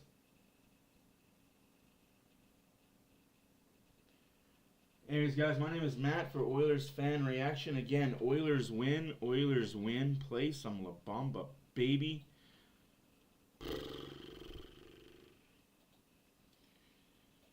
I'm at a loss for words. My meter of energy is sapped. I'm probably going to go upstairs, watch some TV with my wife, and try and comprehend what I just saw, what I just witnessed. I will have the video for you guys up tonight. Absolutely, man. They absolutely should be happy. Vancouver fans should not be downtrodden or upset by this. They should not be downtrodden, upset. Please be kind to people. Don't start fights. Like, that's one thing I really hate when teams start, like, fans start fights. Win with class, right? Like, that's what I'm trying to be here. Like, I'm trying to be very classy towards Vancouver fans, not just in this chat, but those that watch the stream and will watch the stream on later days, because we reach about 1,000 views per stream, which is crazy. You guys are fucking amazing. Rio will be here on Thursday for round 3, game 1, Dallas, Edmonton. Oh, boys. I might not be here for game 2, depending on the money situations and if I can get watch party tickets. I might be going to the watch party for game 2. Here in Edmonton. Not to the home game, but the away game. Because that'll be a Saturday. It's a better thing than Sunday. Anyways, guys, the pleasure has been all yours. I say that very not seriously. The pleasure's obviously been mine. You guys are amazing. Right. Oilers full marks. Vancouver full marks. The series had ups. The series had downs. A lot of bad plays both ways. But at the end of the day, it was a 7-game series.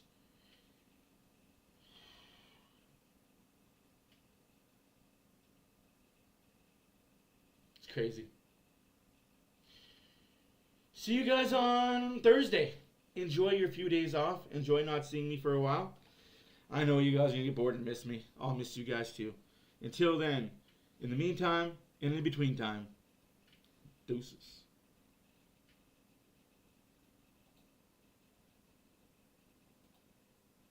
Over the blue line, around Del Vecchio. He shoots, he scores!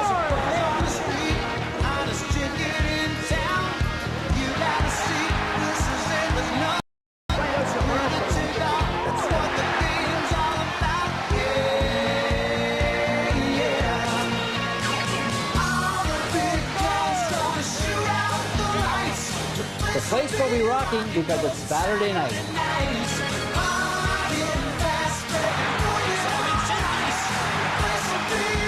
Because it's hockey tonight.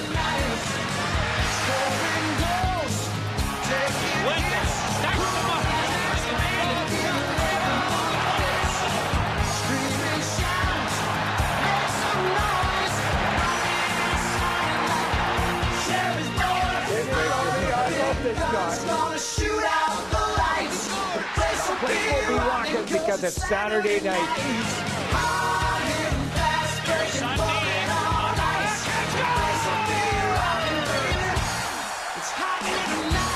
Welcome.